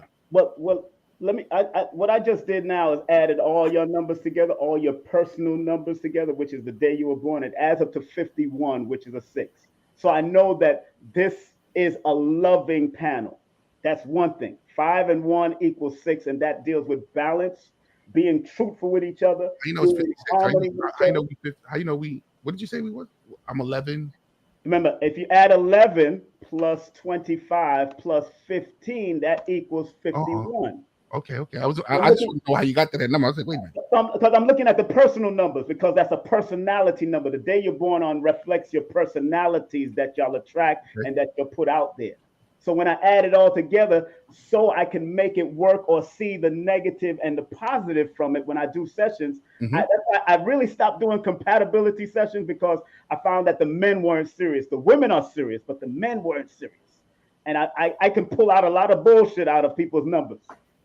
You can't lie to me. Like I said, numbers don't lie, and we know the positive and negative. So if it adds up to 51, 5 deals with the need to adapt and work together and be adaptable and versatile with each other, but yet stay on a more expansive and being open to expand and grow without being reckless and scandalous. Very important. Now, you can go down that road because we know shock jocks does sell. Being a shock jock sells. I understand, but because your number adds up to 5 plus that 1 deals with the creative aspect, and because it adds up to a number 6 says y'all gotta bring balance and semblance to even children can watch y'all and get and learn something from you. I know y'all doing late night, I got that, but if y'all did something like a morning show early in the morning, and people around the world are watching you now, children might be up watching you. You got to also be cognizant of those type of things because y'all are supposed to bring balance, family, and a certain level of harmony into whatever y'all do together. And that's how y'all going to excel and grow. That's how powerful that can get. I almost want to cry on you right now. I don't know about that family piece. I'm just saying that I be coming out of my mouth. I mean, it's all right. Family got that, but I'm just showing you that it can go that way. It can go that way because of that 6 deals with that family, harmony, balance, love, truth, justice, and reciprocity. Well, can I say something? And it's funny you said the family thing.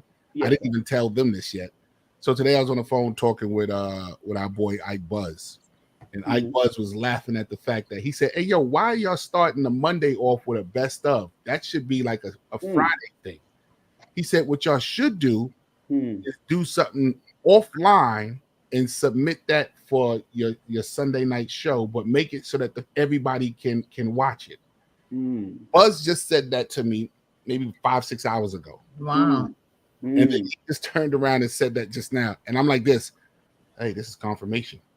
The math don't lie. What y'all got? And I mean, the negative, you could do what you do, but you would reach more if you practice that balance and or at least have segments that will do the ranch, and then at least the parents can prepare their children. Like, this segment is when they're gonna do this, and I can't, or this day is when we're gonna do this. We don't have to tune it. You got to find balance, and that's where the adaptability, that number 5, deals with adapting, but yet being creative, because 1 is a creative and assertive energy. So 5 deals 50, because it adds all your personal numbers add up to 51. Being adaptable and versatile, but be creative in your adaptability and your versatility. Come on now. That's how it works. Y'all want to ask anything? That was dope, bro. I like that. I'm not new to this. I'm true to this. Come on now. Like David Levy would say. Adaptability and versatility. Blue. So what do you see happening with me moving forward the rest of this year? You gonna ask them questions. Blue don't want to do a session. Come on, numero Vador. Let's go. Mona don't want to do a session with me and get this in. Let's get it in. she want to get right into the basket. Well, yep. Well, with this year, and remember, in numerology, the sneak peek months are September, October, November, December. So let's look into 2023, because September, October, November, December is when you start seeing an inkling of what's supposed to come in the next years, according to the cycles, patterns, and sequences of numbers. All right. So when I add your birthday, 125 plus 2023, and because it's coming in from September, because that in numerology, those months right there are introducing the next year for everybody on earth, to tell you the truth. You are going to be in a 6-year cycle, a personal 6 cycle. And 6 deals with family. Things might come up, either the loss or gain of family. Relationships might come up, either the loss or gain, because everything has a duality. Health, paying attention to your health, especially if with your throat, lungs, breast, vaginal areas, you've got to pay attention to your health. Very important going into next year. And so if you are a smoker, you probably need to calm that down and reverse it, or use some herbs and not a smoker. And this is a good year for you to think about either writing, journaling a little bit more, and finding balance with whatever. And if family stuff come up, this is a year that people might come to you for some balance going into next year. I'm talking about going into next year right now. But right now you're in the crossroads of your life. Usually the crossroads lasts for 4 years, but crossroads is not negative. Crossroads is just reminding us to cross the road, make your decision, make your mind up, stop playing. So this is a year that you might think about going back to school or taking a few courses to enhance and take yourself to another level. This year is also next year and the next year after. This is where you're going in right now, going towards. Wow, funny you say that, because I remember I was on the bus probably like a year ago. I got on the bus, and this old lady, dark skinned Spanish lady, she's sitting across from me on the bus. And so she keeps staring at me, and I'm like, well, why does lady keep staring at me? She just keep looking at me, And I smile, trying to be nice, like, bitch, but I'm trying to be nice, right? She's staring at me. Maybe she know me from somewhere. Right. And she says to me out of nowhere, I don't know this lady from a hole in the wall. She says, "What are you waiting for?" I said, "Excuse me? You know me?" She says, "What are you waiting for?" She says, "You're wasting time. What are you waiting for?" That makes sense. You know why? Because you're number 25. You overthink things. I do. Stop overthinking, because 25, which is a 7, although in compound numerology, 25 is a number of observation and listening more. But because it adds up to a 7, it's also a number of meditation and manifestation. But 7, if you go in my book, Numerovation for Mental Stability. Come on now. That's right. You better go ahead. Shameless plug. Yeah. Shameless plug, but he already playing the commercial. But this book points out the different numbers that can go down the mental line, negatively and positively, and how to recognize it so you can manage your weaknesses and strengthen your strengths. Let me see that book. Let me see that book. Numerovation for mental stability. Numerovation. Numerovation for mental stability. So it touches all the numbers, but there's primary numbers 4, 7, 8, 5, and 3 that are primarily known as mental health numbers, that if they don't maintain balance and focus and maintain a certain amount of strength with their mind, they can go down either a nervous breakdown or go to mental. Why I wrote this book is because two of my friends, I wrote this book because two of my friends killed themselves. And they were both born on the 13, and 1 + 3 is a 4. So 4 is a primary number for the mental health. I study pattern cycles in my family. My grandfather was, I don't know his birthday, but his name added up to 22. 2 + 2 = 4. He hung himself over a woman because 2 is also a feminine number. So I can look at all those type of nuances with the numbers to help give guidance. My grandmother was checked into a mental facility on my mother's side, and she was born July the 7th. What did I just say? 4, 7, 8, 5, and 3 are the mental numbers that can go down those lines if they don't take care of their mind and what you're doing as far as laughter and comedian, whatever you do to maintain your mind. Paul Mooney, if you study Paul Mooney's life, he was a very depressed person. A lot of people don't know that. But all right, do me next. Come on, do me next. And he was born August 4th. I want y'all to make very clear what I'm saying when I say these things. I'm real. And big up to his twin brother, his twin sons. I know them. Yeah, the Moody twins. Yeah, they born May 22nd. Mm-hmm. Yeah. I remember birthdays. What you want me, Blue? You want me to touch on? Yeah, man. Come on. Well, what's so good is that when you add the 3 plus 15 plus 20, 23. Let's look beyond. Let's go to next year. Interesting enough, you're going to be in the last cycle of your crossroad. You'll be in a 7 personal year. So more than likely, next year is about taking a sabbatical, stepping back a little. More meditation. Don't chase money. Let money come to you. Because 7 is one of those numbers that it's meditate on what you want and let it come to you by the law of attraction, so to speak. And 7 is a number that says you got to pay attention to your stomach a little bit more.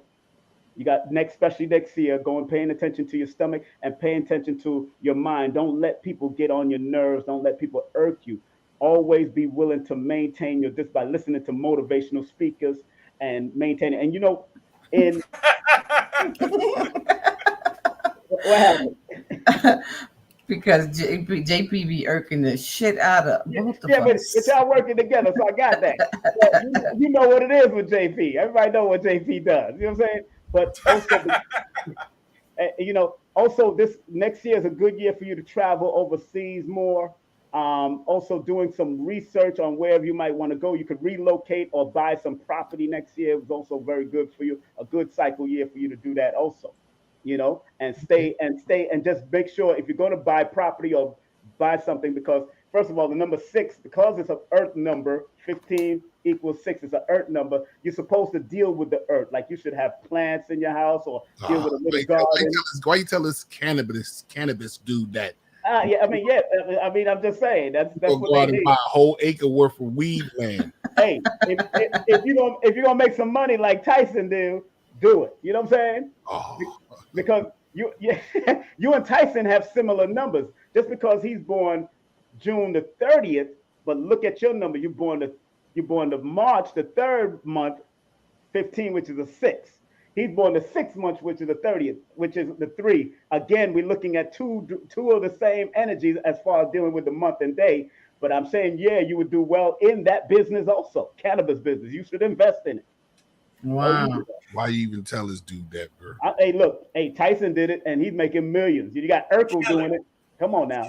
He's making a killing. You said Urkel is doing it? Yeah, Steve Urkel is doing it. Steve Urkel. Okay, the first one to get into the game was I think Montel Williams. Montel Williams. Tyson, right. what's his name? Jaleel White. That's his name. Jaleel White. Jaleel White. Mhm. Man, please. It's okay. Let's put it this way: when everything else was, shut down during the pandemic, liquor stores and dispensaries were open. Yep. Lines around the block. Yeah. Look, the lines are around the block. There's a new dispensary that opened up over here, and lines are down the block over here for this dispensary over here. Yeah. Right. Anything dealing with healing and help will definitely do well for Blue if he went down, because laughter is like a healing thing for him. He needs if he's doing it in front of an audience, it's a healing for him, and it's a helpful thing for him to do that. He would also do well with shrooms too if he went down that route. Oh, you trying to get this guy? I'm just letting him know. I'm just showing you that it can go down those roads. Wow. Go down those roads. I've been meaning, I've been meaning to go to a holistic store to see what I can pick up for myself. Yeah, You know what I'm saying? Just to get right. Just to get right. Where you live, Blue? I'm in Portland, Oregon. Oh, you're in Portland, Oregon. Oh, okay. I thought you was in New York. Actually, I didn't know you was in Portland, Oregon. Because I had a days are gone, brother. Those days are gone. But you could order online, or you could go to one of those stores out there in Oregon. How long you been living out there? Well, in Portland, Oregon, I'm out here about 4 years, something like that. I was in Seattle, so I was there for like 16 years. Then I moved over here.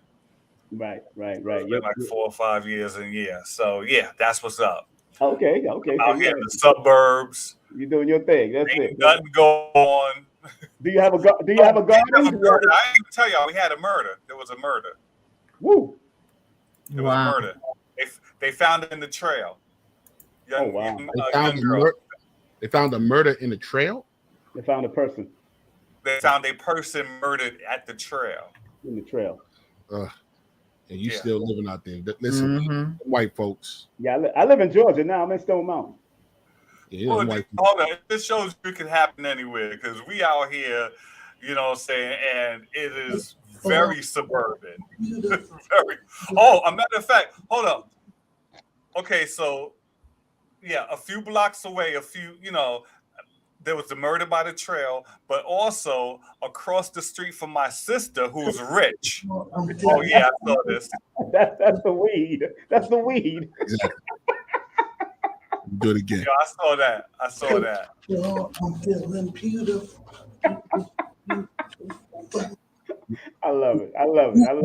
Who would dare say to him, "Hey man, that shit is cut that bullshit out. I dare you." Not what? Not in his face. Not to his face. Hell no. Not to his face. I met him. I seen him while he was passing in Brunswick years ago, but I never got to meet him. But if I see Blue in a bee outfit going, I feel beautiful. Hey, listen, man. We up late night, man. I want to thank you for coming through. Let's rock one more time with his commercial. Yeah. I just want to let everybody know, I do have courses if you want to learn this for yourself, because it's really about you learning. I want people to learn because it's our ancient African science. All we have to do is apply. That's how they built pyramids with numbers, and they had those secret societies because they understood that certain lay people wouldn't use this appropriately. But it's out there now, so we just need to find balance. But I do have an online course.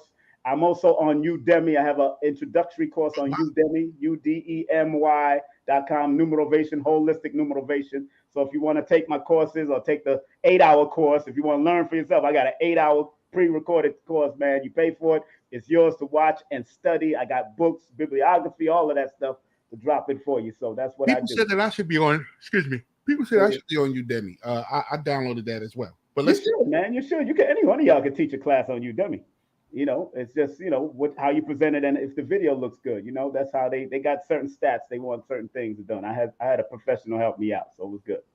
Breaking down the elements of urban stand-up comedy by JP Justice. That's baby. Yes, you, bro. I got his old CD, Oh my God. Let's get into this commercial real quick. Bootleg, hey, family. Oh, you got the Bootleg Pipeline Network? Yes, I do. You say you sold it to me. You sold it to me at Pork Knockers. Hey, listen, Pork Knockers. Pork Knockers. The Bootleg Pipeline Network was me. Those are shows that was on TV, and I couldn't sell them. Yeah, I don't own the rights to them. That's So right. I bootlegged it and put it out my goddamn self, the Bootleg Pipeline Network. Hold on, let's get back into this commercial. Hey family, it's King Simon, the founder of Numerovation. Remember, if you want to book a session with me and get a Numerovation consultation, all you have to do is text me your full name and date of birth to 347-496-1022. And if you want any of my books, go to linktree/King Simon the Numerovator. That's King Simon the Numerovator. And your books are available on Amazon. Remember, I'm the El Numero Uno, the Numerovator himself. And if you want to book a session, all you have to do is text me. Make sure you get my books on Amazon. I love you. Peace. Yeah. Yeah. So people want to do a session with me. I do your name and your birthday because your name tells a lot. Because numerology is the only metaphysical system that actually transposes letters into numbers. And then we go from there and we break it down because the name reveals gifts, talents, and also skills that you potentially have. There you go. Hey, man, I want to thank y'all for coming. I'll give my man King Simon a round of applause. Thank y'all. Momma Blu. Yes, thank you. It's always good to see you. Always good to see you, my Aquarius sister. I'm February 1st, so I know what it is. All right, y'all be safe. Hey, all right. Thank you, brother. Thank you. Welcome, brother. That's our guy right there, King Simon, man. Big shout outs to my man, King Simon, coming in with the reading. How y'all feel? Yeah. You feel like life is hard? Space. How many times y'all just you want to smack me in the face now, don't you? You know what I'm saying? I'm gonna free up some space. That's all I'm saying. Free up some space. I thought he said he's gonna smack me in the face. That too. Both of us. Yeah. So here we go. We're gonna go into the top. Let's do it. Let's get our girl Shawnee Scott's commercial. What up, Rocky? Let's get our girl Shawnee Scott, and then we're gonna go back and we're gonna drop until our third hour. What up, y'all? It's Michael Sean, and I know you want to be a podcaster. You want a successful podcast. You want to give your views and opinions, but you just don't know how to do it correctly. That's why you got to hit up ShawneeScott.com. You want to be on radio, and you want to know how to build your radio career. ShawneeScott.com. She's done all of this. I've worked alongside her for years, and I will tell you the information that she can give you is on a value level that I can't even put a price on it. All you have to do is go to ShawneeScott.com. Your future, right now. That's it. Michael Sean. Yeah.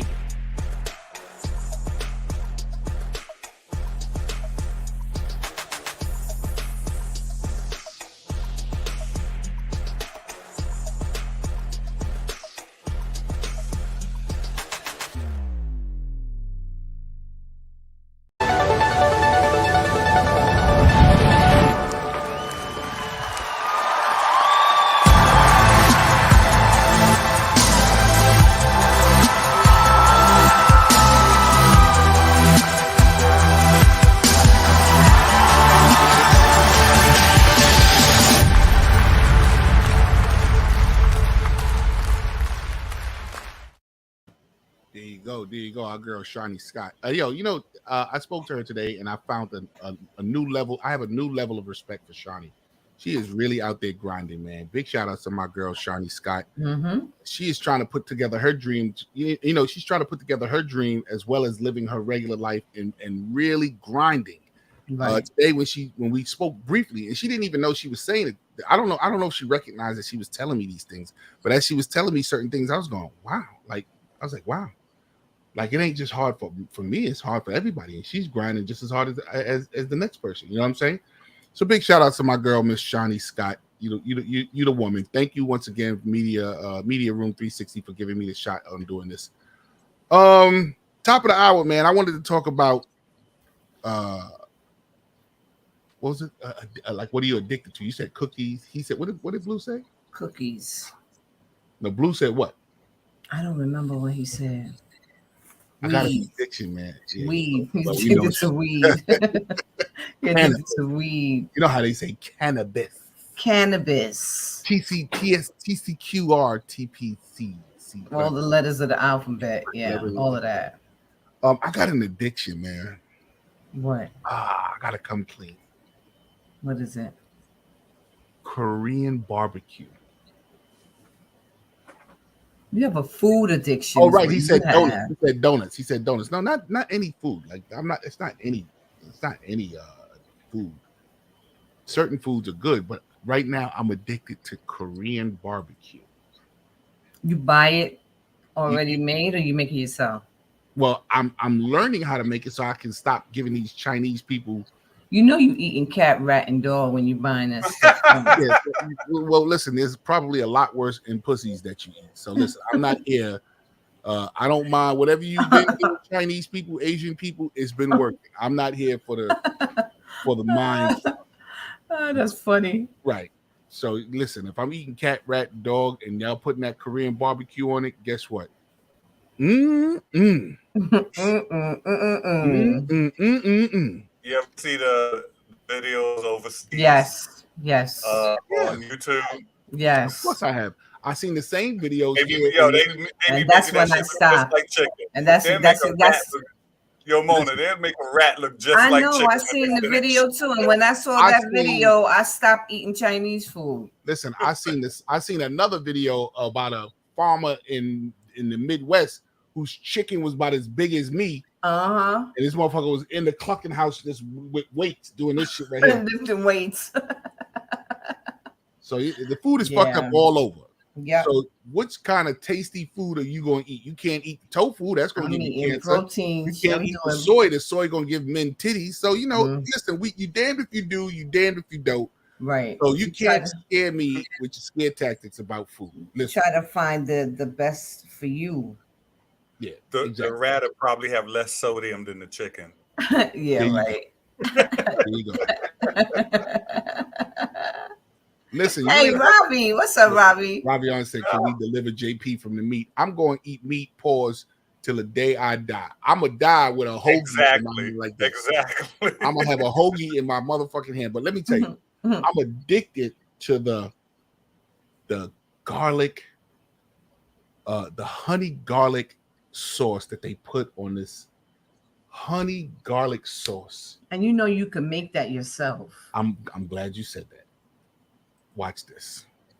There you poke. Eating that poke. Yeah. Hey, it's Jamie here from Postal Barbecue, and today at the pit, we're cooking up a sticky and delicious honey garlic sauce. I got all the details as well as the full recipe in the description box below, so make sure to click down there to see everything that you need for this cook. Also, if you like what we're doing on this channel, consider subscribing for great barbecue recipes, tutorials, and reviews. And other than that, let's get cooking. So to get started with this recipe, you're first of all going to need 1/3 cup of soy sauce, 1/2 cup of honey, 4 or 5 cloves of garlic, a little bit of ginger, and a little bit of cornstarch, which is also optional. All right, so to make this honey garlic sauce, there's only a few things that we need to do. The first thing that we're going to do is we're going to take our garlic as well as our ginger, and we're just going to slice it up and make sure it's nice and minced down.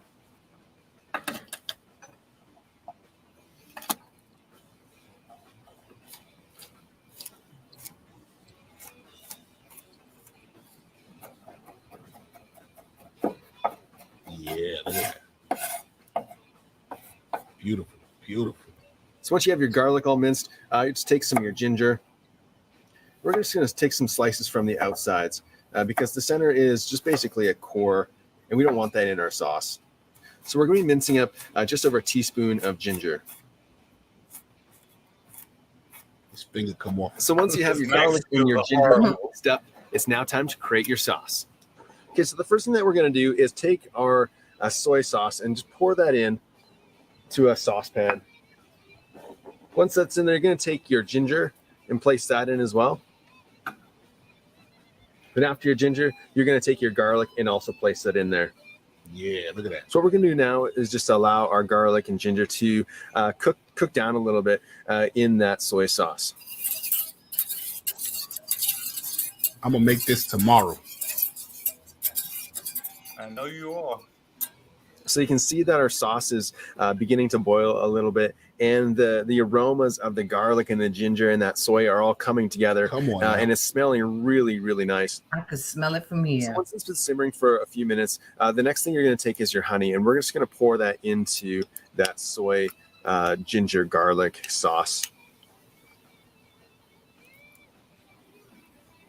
Look at that. Jeez.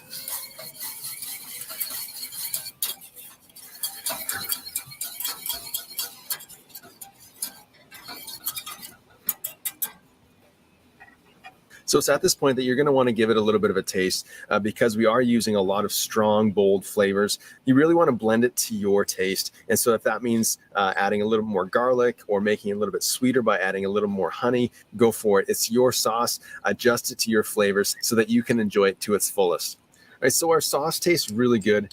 And we're going to do an added last step because we are wanting to make this for some hot wings. We want it to be a little bit thicker, so we've taken an ounce of cold water and a teaspoon of cornstarch, and we're just going to slowly add that in until we get a nice smooth consistency.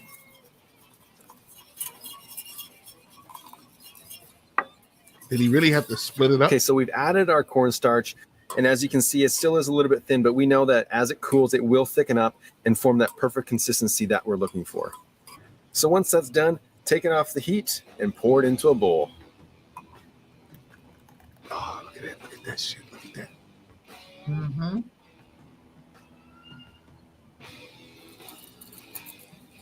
Come on now. You're going to make that tomorrow. I'm going to make that So tomorrow. that's how you make You're going to make that tonight. I didn't want to seem greedy. Your ass look like you about to go, when you get off, go make that tonight. Listen, and I've already parked wrong, so I already know I got to get up and go move the car. So if I got to move the car, then let me go to the store and get what I need. I need some clothes. I got the Cherry Valley over here that's open 24 hours. What? Do not be fooled if tomorrow morning you see me. I already defrosted my chicken I was supposed to cook earlier today. So listen, I'm ready. I'm ready, goddammit. Have fun. Don't front. You can put this on your watermelon, your grilled watermelon. You can put this on your tofu. We can make that. We can get some cauliflower. Make some cauliflower steaks. Here she go ruining the goddamn dish. This is for Blue. Get some cauliflower steaks and cook them in the frying pan. Cauliflower steaks. You can make them. Yeah, you cut the cauliflower in pieces in big planks. Oh, planks. I thought you said planks. Yeah, I'm such a foodie, ain't I, Lorraine? Yeah, he is. And you see how oysters. Right. She's straight vegan. Bobbian's straight vegan. Anybody eat no oyster mushrooms? Mushrooms is like sucking on NBA socks. Oh, that's funny. Yeah, anybody? Oh, that's horrible. I make fried mushrooms. Oh God, you how can y'all eat mushrooms, B? I could take them or leave them. I like them a little bit. I like the small ones. I cook them real good, and I mix with my spinach, mix it with my spinach, and make my little spinach thing. Spinach and mushrooms? Mm-hmm. Mushrooms are just too chewy for me. Like that little bounce back though. So I buy the small one, the small mushrooms, and I cut them into very thin slices, so that way it's not so spongy tasting. So, it's like biting this part of your hand right here.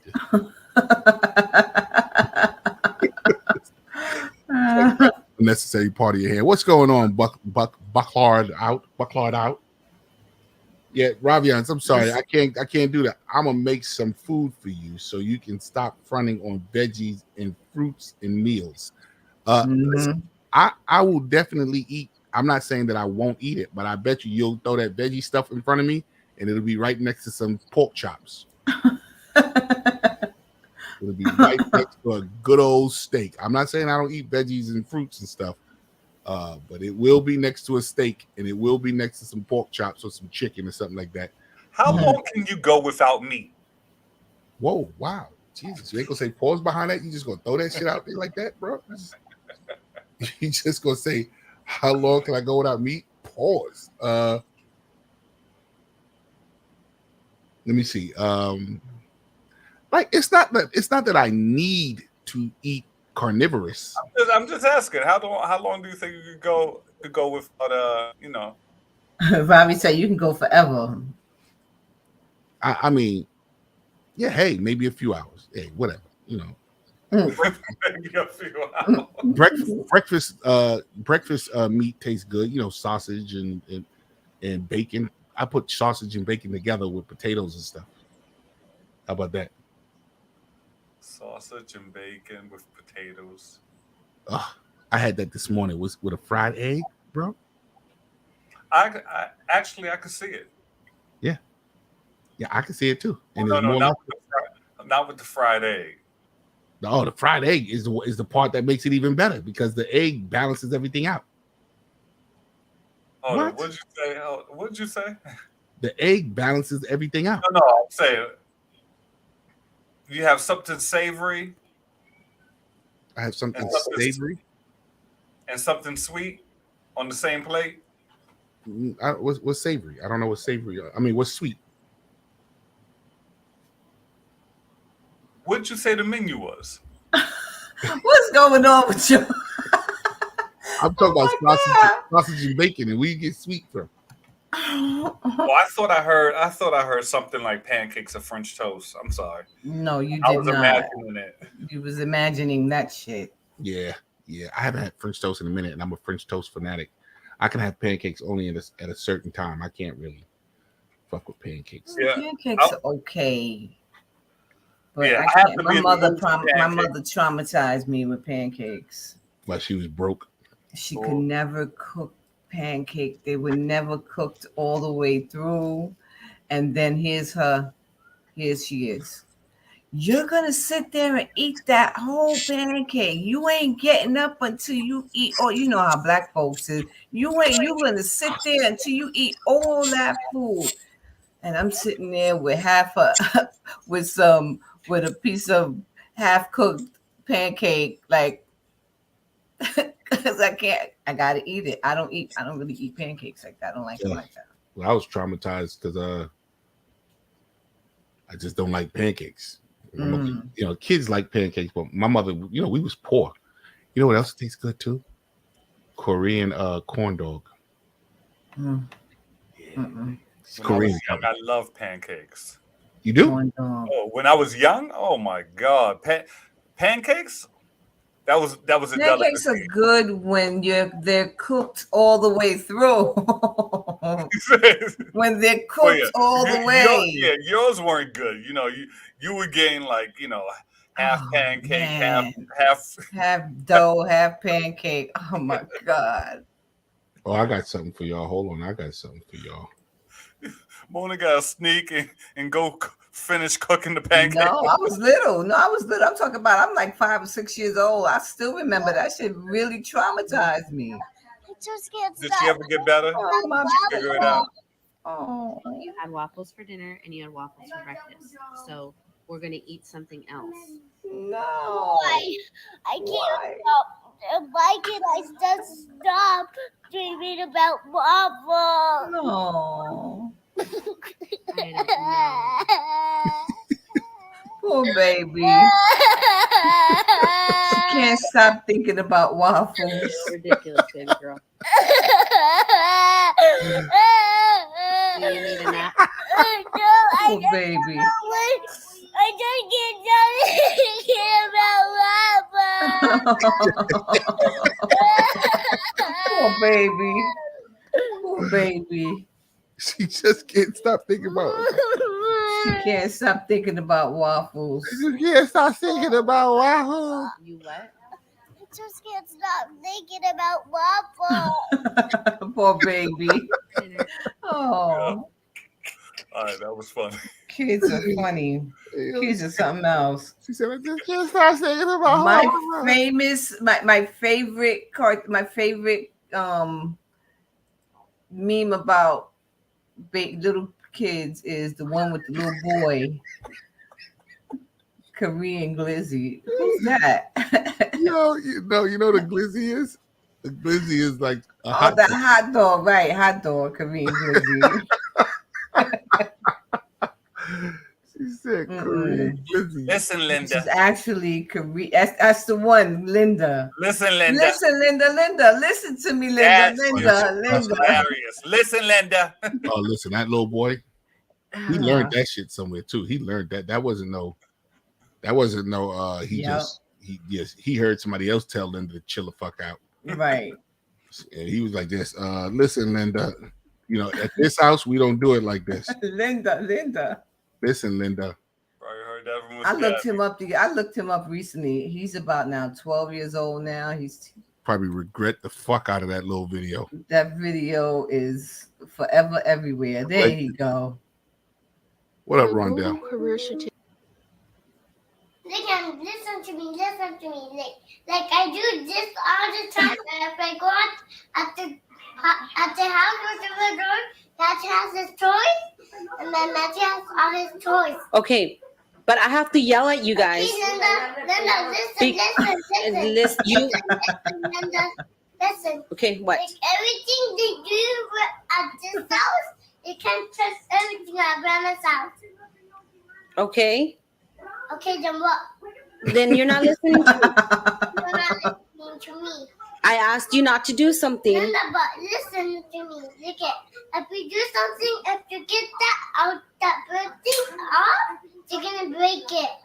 Okay, but I'm letting you know that you cannot. Linda, Lick it. You're not listening to me. Linda, Listen to me now. Listen to me now. Listen to No, me. you're not listening. I said no cupcakes. And you try to get cupcakes and you try to ask Grandma. Linda, Didn't you? Linda, lick it. Oh my God. Just if you get He is close, so cute. get them, you're gonna burn your butt. What's gonna burn your butt? No. You and Kevin don't listen. So I have to give both of you guys Hilarious. pop-pows in your butt. But Linda, Grandpa's gonna give you peppers in the butt. No, he's not. Yeah. I have to. You don't want me to hit Kevin, or you don't want me to spank you? No. Why? Because anybody wants to spank me. Then I have to spank Kevin. But he's my little papa. He's your little pop-ups, but he doesn't listen. But Linda, honey, look at Honey. now you can't do anything if you can't get everything out of the wall. Yeah, the game changed when he found out he could have got an ass whooping. I'm not breaking Right. anything down. I'm just letting you know Linda, you look cannot it, have look it, cupcakes look for it, dinner. look it, Linda, like this thing, I never belong to you.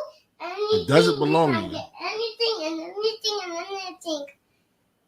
I'm done arguing with you.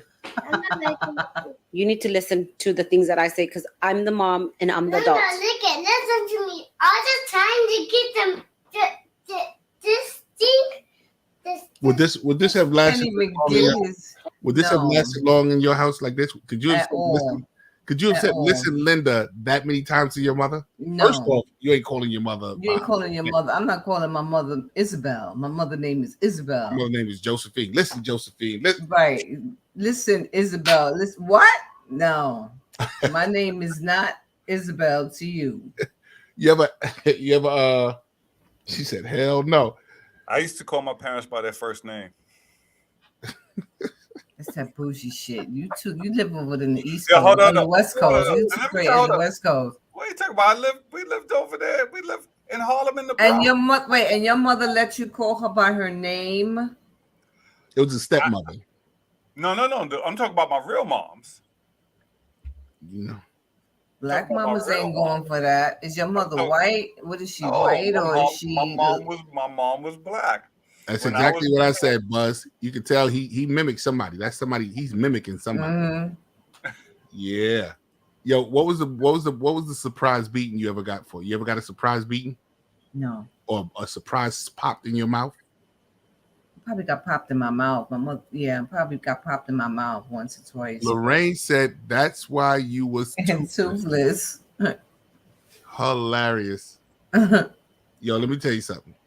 I called my mother a prostitute one day, She kicked your ass. and I woke up. You woke up. Yo, so I had heard the word outside. They would say, "Yo, sister, prostitute, blah blah blah." So I didn't know what the word was. I didn't know what the word mean. I just knew prostitute. And it just so happened on a Friday night when my mother was getting dressed to go out, and she's putting her lipstick and makeup on, and she in the bathroom mirror, and I was sitting there looking at her like this, and I said, "Mommy, you look like a prostitute." And she popped the shit out of you. Popped She the hit shit you. out of me. She hit you just. Oh, she hit you just like that. Yo, let me tell you something. I just remember the back of her head Mm-hmm. popping my mouth off. Blah! And look, the games and shit stopped. And get the fuck out of here. the fuck out of this goddamn bathroom, you little, and your father ain't shit. You know, black mamas, yo, Blue, black mamas bringing all kind of shit. And your father, he ain't even bring the fucking food. He was hungry in his bitch. Yo, my mama said, "Pop, get the fuck out of this bathroom." Yep, sure did. Get out. You never get no surprise ass whooping? No, my mother never hit me. She popped me in my face, but I never got hit. He said his mama beat him out of his sleep one time. Yo, let me tell you, when I knew I was in trouble, sleep came very rare. You hear me? I sleep with one eye open, looking at the door like, yo, we gonna see exactly when she come up in this room, because you ain't gonna just bust up in here and catch me in my dreams. And when you woke up off the floor, hell yeah, Lorraine. Hell yeah. One time we got a surprise ass whooping. For me, it came out of nowhere. I was asleep. And then I just woke up to getting my ass whooped. I had no idea what was going on. My father was just going off and yelling at us and whooping our ass. Come to find out, my brother had taken what was it? I think it was a can of corn, like cream corn. He used to love that shit back in the day, you know, when we was kids. And he had opened it and he was eating it, and I guess my father came in and he like dumped it behind the couch. Oh shit. So everybody got it. Everybody got it. Yeah, everybody got it. I don't know who did it. Everybody getting it. So of course, my father's like, and my brother's like, I ain't do it. So now everybody got to get their ass whooped. And I was like, I just woke up. Like, I was asleep. Get your ass up there. Ah! What the hell? What? He said, what? What's going on? Hey! Yo, let me tell you the worst thing I ever done during an ass whooping. My mother was beating me with the belt, and I put my arm up, and the belt wrapped around my arm like this. Come on, we've all done that. We've all done that. And I kept fighting it so she couldn't get it off. And she said, "Oh, you want to fight?" She yanked the belt closer to her, and as I got closer, she did bah! Wow. Yo, you got abused as a kid, yo. Your mother abused you. My mom beat me on some. You get the nerve. You got the nerve shit to be. Yo, my mom's pulled the belt in, and as I got closer, she said, "Bah!" Damn, y'all was abused. You can't do that today with our kids. Say. One time she was beating me. One of my stepmothers was like that. He said one of his stepmothers. One of your stepmamas. Yeah. One time I hit under the, you know, the high riser bed. You know how you can take one bed out of the other and you can go underneath? I hid under the high riser bed. And this is when I realized my mother was real strong, when the high riser bed just said, yo, oh shit. And I was exposed. Like I said, hey, wasn't there a whole bed over me? Wasn't there a whole bed? My sister one time threatened my mother. She said, "What up, Rashad Bashir? Come on over to Facebook, man. Let me give you these codes and come on in here and laugh with us for a minute. Come on over to Facebook. Step into the AM. Let me give you these codes so you come laugh with us for a little while." Yo, one time my sister said, "I'm gonna tell grandma on you." Why she do that? Why did she do that? My mother, that ass whooping. What your mother said? That ass whooping elevated to like a 12. Fuck them.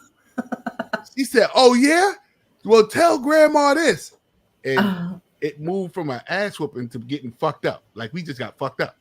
Like I'm sitting there going, "What is wrong with you? Why would you say that?"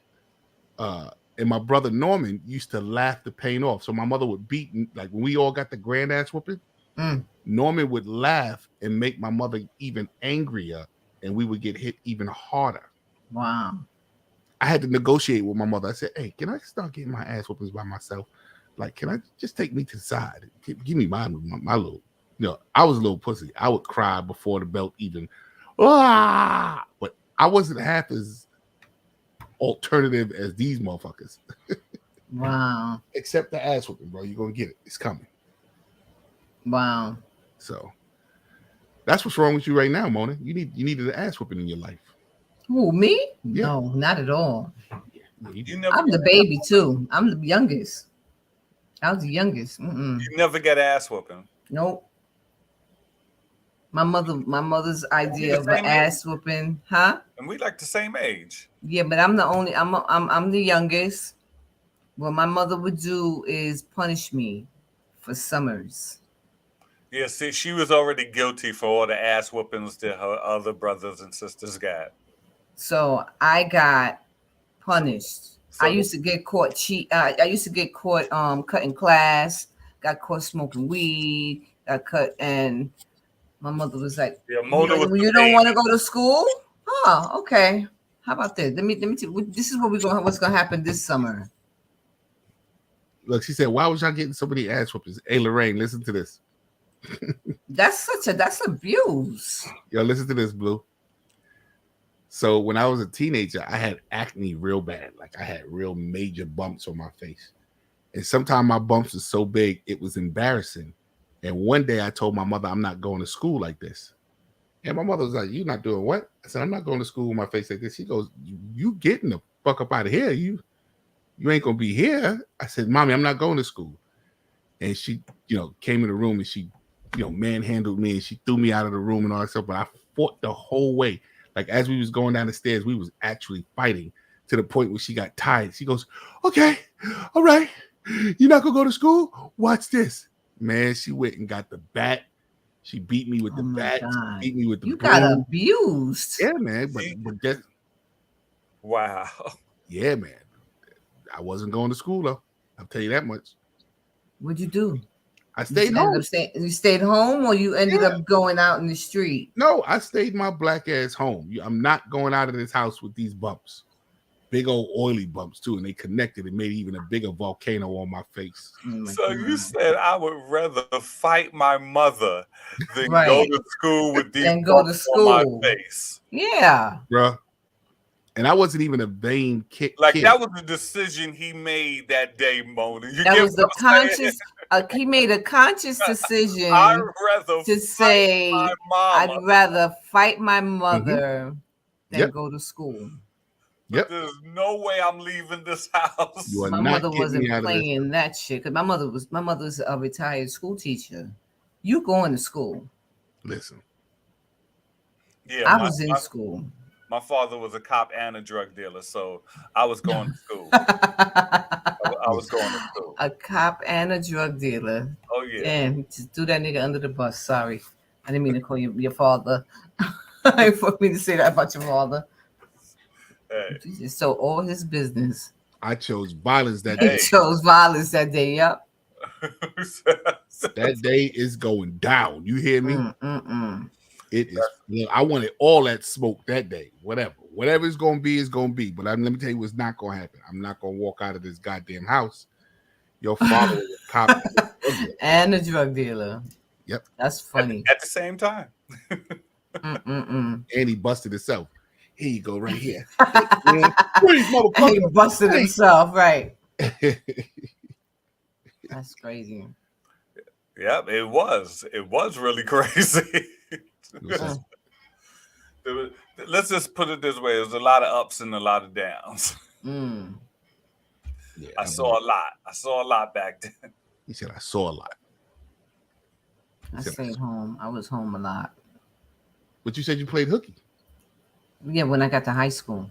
Hey, but before that, I was home a lot. Before that, I didn't really go nowhere. I was home with my grandmother.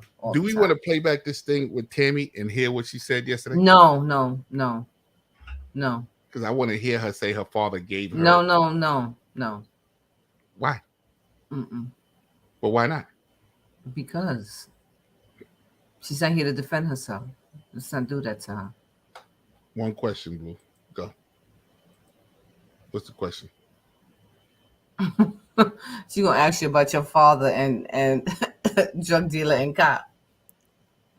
What's the question? She typing. Did your father get a pension? Oh, she getting personal now. Damn. I can't relinquish that information. Total look beauty. What? Total look beauty. Yeah, she getting real personal. Did your father get a pension? After all of that, are we still Did paying he him? get a pension, or did he go to jail? Is the question. Wait. That was What do you do for a living, Lorraine? We never even asked that. What do you do? Right? What do you do for a living, Lorraine? Asking a question like that, like you gonna take his pension She money? wants to know. He said that'll let me know which way that went. Right. Mm-hmm. If he didn't get a pension, we know that. You know. Oh no. Let's put it this way.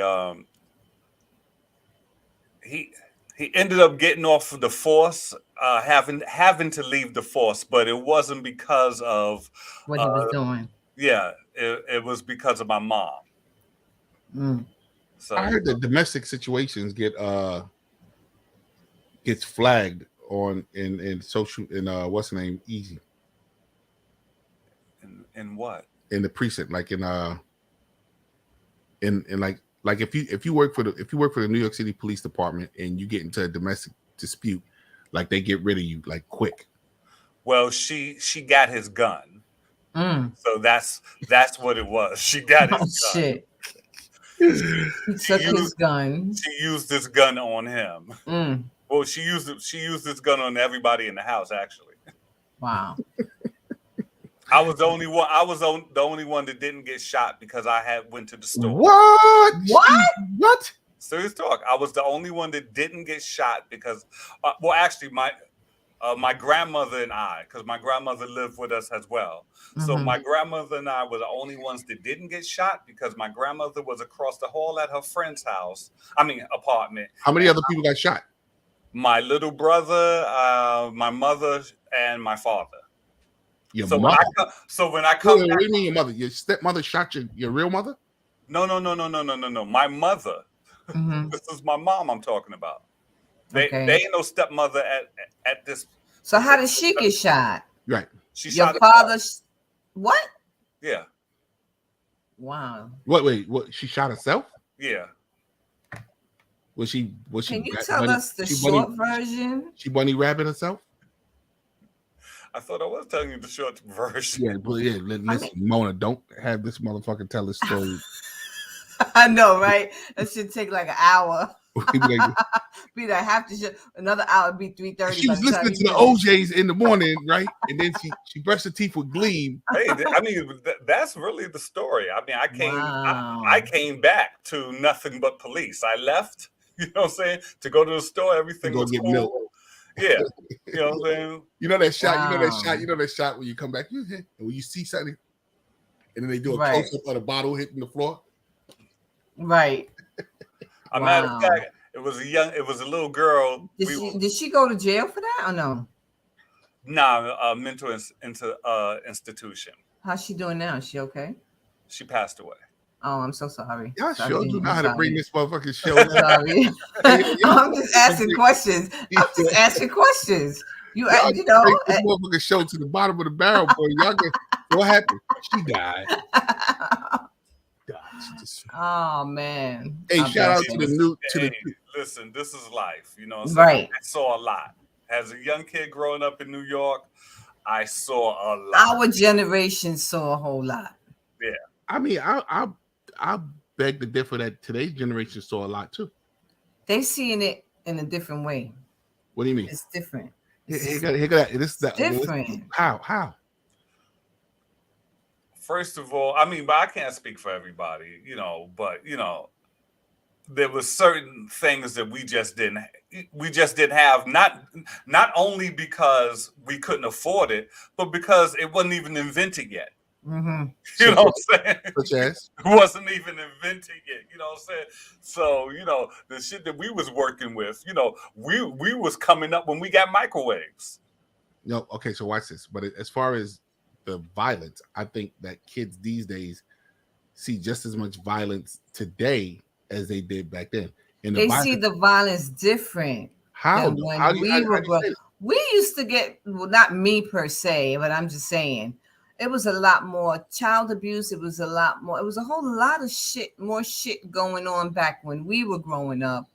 That I remember seeing a young girl, 10 years old, and she's pregnant, 6 months pregnant. you know, stuff like that. You don't see that kind of stuff today with this generation. Okay, you understand what I mean? Okay, I think they don't. The parents aren't abusive because a lot of them now are either on drugs or getting their life back together, or they're working all the time. So these children today are raising themselves. I understand what you're saying, like as far as the ratio and the numbers. But I think today's kids see violence even more so now because now they're seeing violence on other people's blocks via the internet. You know what I'm saying? And the internet, yeah, that's true because of the internet. So that's the way they see it. They see it more so through the internet. Well, not. I think the threat hold on, Blue. Watch this. Not just the internet. I think they see their own traumas, and now they can see other trauma. You understand what I'm saying? Like trauma, today's trauma is different. These children today are dealing with having to deal with getting beat up because they're gay, getting beat up because their mother's a crackhead or a dope fiend. You know, they got a lot of other different. Bullying now is at another level. It's a whole different level, yeah. So what I'm saying is they don't see their mother and father smacking each other. Right. That was very common with us growing up, like to see our mothers and fathers fight. You know what I'm saying? They may not see that, but they'll see two black guys shoot each other up and one dude spray up the whole block while running down the block. You know what I'm saying? Mm-hmm. So I think their trauma is I wouldn't say any less than ours. You know what I'm saying? What was you going to say, Blue? I'm sorry for cutting you off. I just was going to say that I think it's different in the sense that like what Mona was saying, the threat was a lot of the threat was inside. You know what I'm saying? Okay. There was a lot of things that went under the radar back then that people didn't pay attention to, like child abuse. Would you say they didn't pay attention or just never spoke about? Yeah, a lot of things went under the radar, whereas if you touch a child the wrong way today, you know what I'm saying? They telling. Yeah, back in the day, my mother always told me, you better not go in the street telling everybody your business. So the threat today for children, not that it doesn't happen, but in the home is less likely. The percentage of that has dropped down tremendously. But outside the home, I feel like children today are just under a tremendous amount of pressure, and you got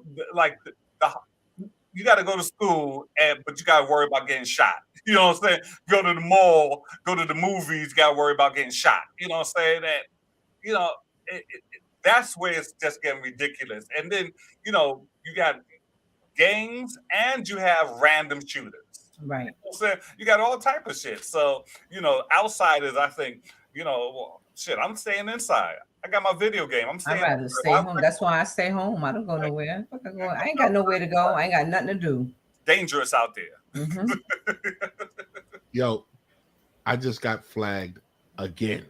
When? Following actions today applied to your videos by Storyful because it may contain 2 minutes and 45 seconds of content that is owned. The link is copyright. That was that cooking thing you just did. I just got flagged again. That was the cooking. Does it tell you which one it was for? It doesn't tell me nothing yet. The link was added to your video to give credit to the rights and owners applied. The link was added to my video. So in other words, what they did was found in the audio, the video. So what happens is watch the original What you eating, Blue? What are you eating? By Storyful. Let's see what Storyful was. They don't tell you what it was. But what ends up happening is that in a little while they'll tell me the flag has been taken off, or this is one of the reasons why Shani wants to get off of this platform. Which one is that? Facebook. Facebook. Fucking gangsters. They're gangsters, B. You know what I'm saying? And what's so crazy? Instagram is getting like that too.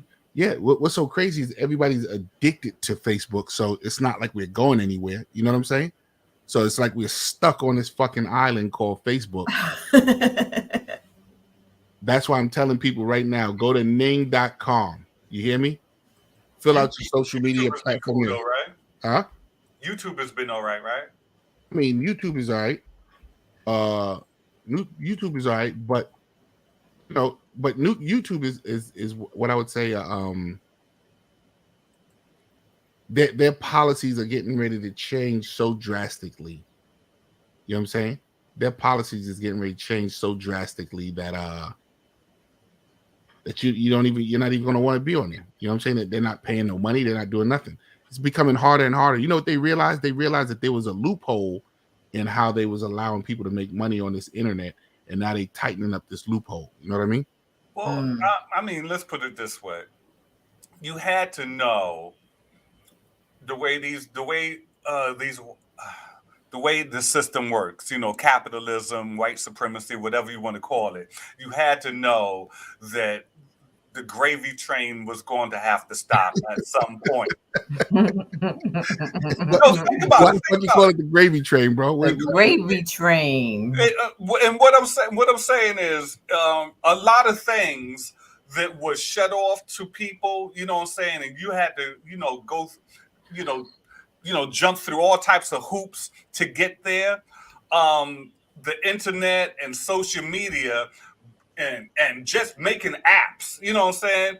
Just, it knocked all those walls down where people were doing all type of shit, making money that they never thought they were, doing things they never thought they would get into. Bro.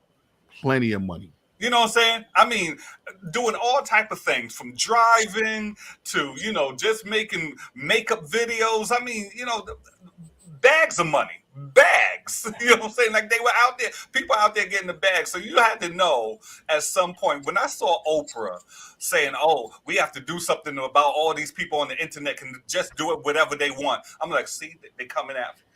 They're coming after y'all." Well, you did hear that they're going to change the internet service, like the Wi-Fi system and the internet service, that you would have to pay for certain levels of Wi-Fi or internet.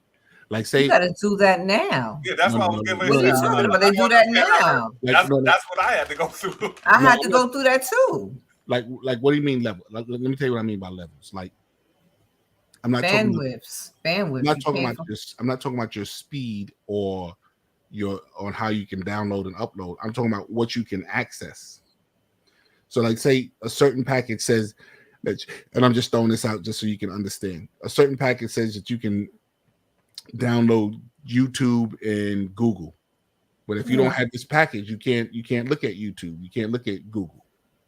You know what I'm saying? Where you read that at? I read that a while ago, like months ago, like could have been last year sometime, that they're thinking about changing. You know who was big on making sure that there was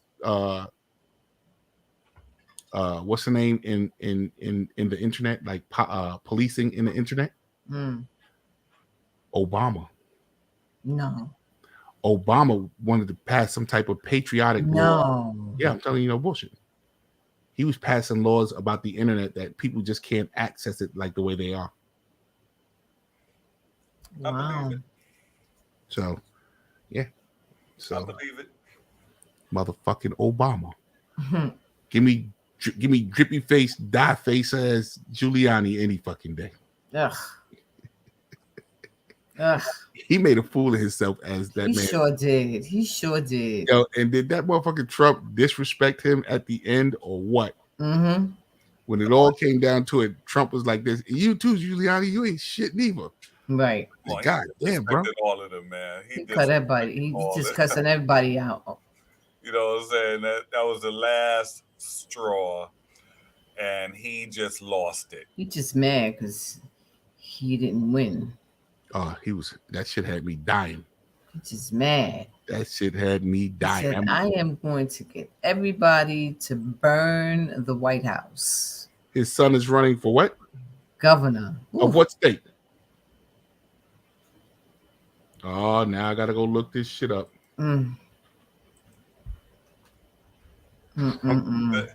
Son running for governor.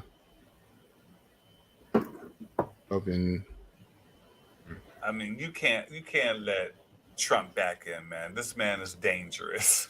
You know what I'm Oh, saying? Rudy And Giuliani's son, Rudy Giuliani's son, Andrew Giuliani, is running for governor of New York. Rudy Giuliani's son.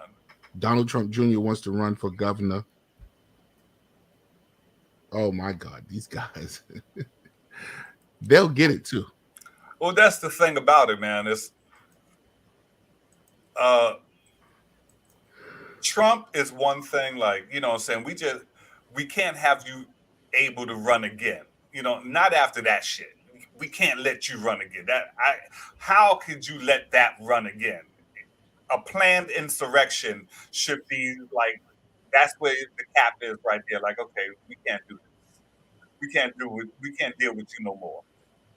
But the other people are still out there. You know, his family, his supporters, all these people are still running for shit, man. They have that same ideology. And if somebody smarter than him that's going to actually succeed in overthrowing the government. Goddamn shame. You said Apple TV?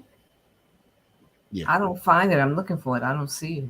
That's what I'm saying. I think you can only see it. Are you looking up Media Room 360? Yeah. Mm-hmm.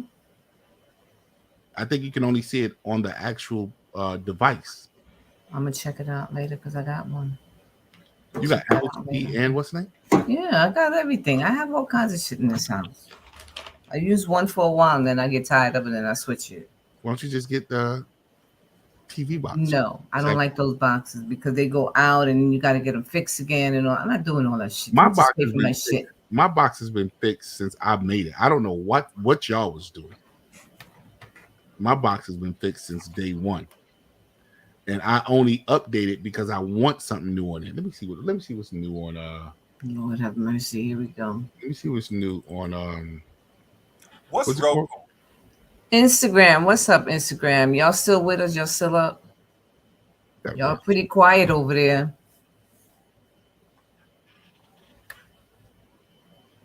Cody, let's look up Cody.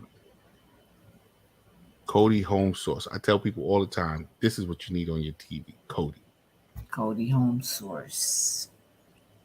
Tell people all the time, this is what you need on your TV, people. Stop acting like you don't know what it is. This is what you need. Cody. Oh, yeah, I heard y'all gonna be able to carry guns. Who? New York. Yeah. Are you serious? The law passed today. You bullshitting. Mm-hmm. I go fill out for my shit next week. Yep. You can carry but there are some other stipulations that come along with that. I listen to it, but then I don't. When I heard that, I'm like, so they turning New York into Florida now. Okay. Gun law, gun control, is guns. No, what they're actually doing is they'll end up getting more votes for what they want because now New York is in the race now. You know what I'm saying? No, I don't know what you're saying. So in other words, the NRA, the National Rifle Association, are probably dwindling in numbers. But if they help New York pass, then there's this many more millions in favor of what the NRA is doing. What are your thoughts about the Supreme Court ruling? What happened in the Supreme Court? Well, it was the Supreme Court that that's where the ruling came for you guys. Clarence, what's his name? Thomas. Thomas, yeah. What did Clarence Thomas do? I'm just saying, he's one of them damn Republicans. He said y'all can carry guns. Mm-hmm. Are you serious? Mm-hmm. I didn't see it up, man. Go look it up. He's basically. I mean, I'm hearing this secondhand. Basically, I think the last ruling came down to him, and yes, New York. Is it city or state? I'm not sure. I don't remember. It might have been the state. Because the mayor, that mayor, she looks like the devil. I don't like her. She just looks creepy to me. Who looks creepy? Who? What's her name? The governor. What's her name? What the heck is her name? No, I really thought don't. the mayor was a black dude. I was like, Nah, not the mayor. I'm sorry. I'm tired of him too, because he ain't doing nothing but shaking hands and kissing babies. He ain't doing shit. Yeah, there she go. Huh? She's like the devil. Look at her face.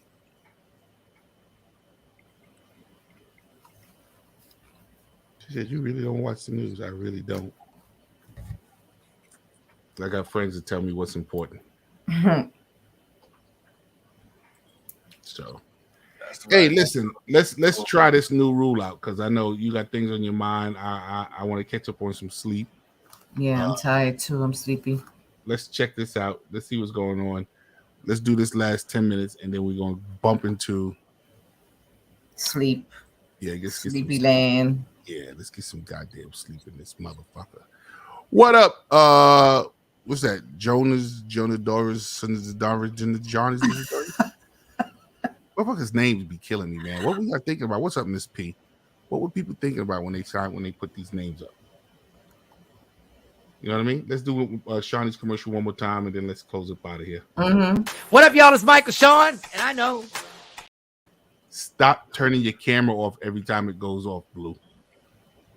What up, y'all? It's Michael Sean, and I know you want to be a podcaster. You want a successful podcast. You want to give your views and opinions, but you just don't know how to do it correctly. That's why you got to hit up ShawneeScott.com. You want to be on radio, and you want to know how to build your radio career. ShawneeScott.com. She's done all of this. I've worked alongside her for years, and I will tell you the information that she can give you is on a value level that I can't even put a price on it. All you have to do is go to ShawneeScott.com. Your future, right now. That's it. Michael Sean. Yeah.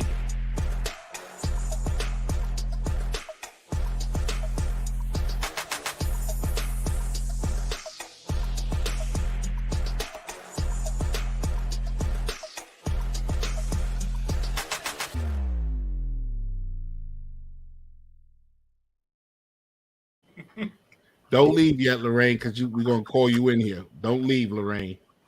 Hey, ladies and gentlemen, this is your boy JP Justice. Getting into that music. I know, right? I'm gonna shoot another one for her. I'm gonna edit another one for her. Yo, ladies and gentlemen, it's your boy JP Justice, man. I want to thank y'all for signing in and checking us out. Step into the AM starts 12 a.m. each weekday night. We got some things that go over in here. You may not see us for next week because next week I'm gonna be in sunny California, but we'll see how that plays out. I love everybody, man. Thank y'all for tuning in. Ayo, Blue, Mona, what y'all want to say in closing? Have a good night. See y'all next. Oh shit, we gonna be going next week after, I guess. Yes. Today was a good show too. What do you think about this? Yeah, it's always a good show. Y'all don't go nowhere. Hey, Lorraine, get ready. We're gonna send you in.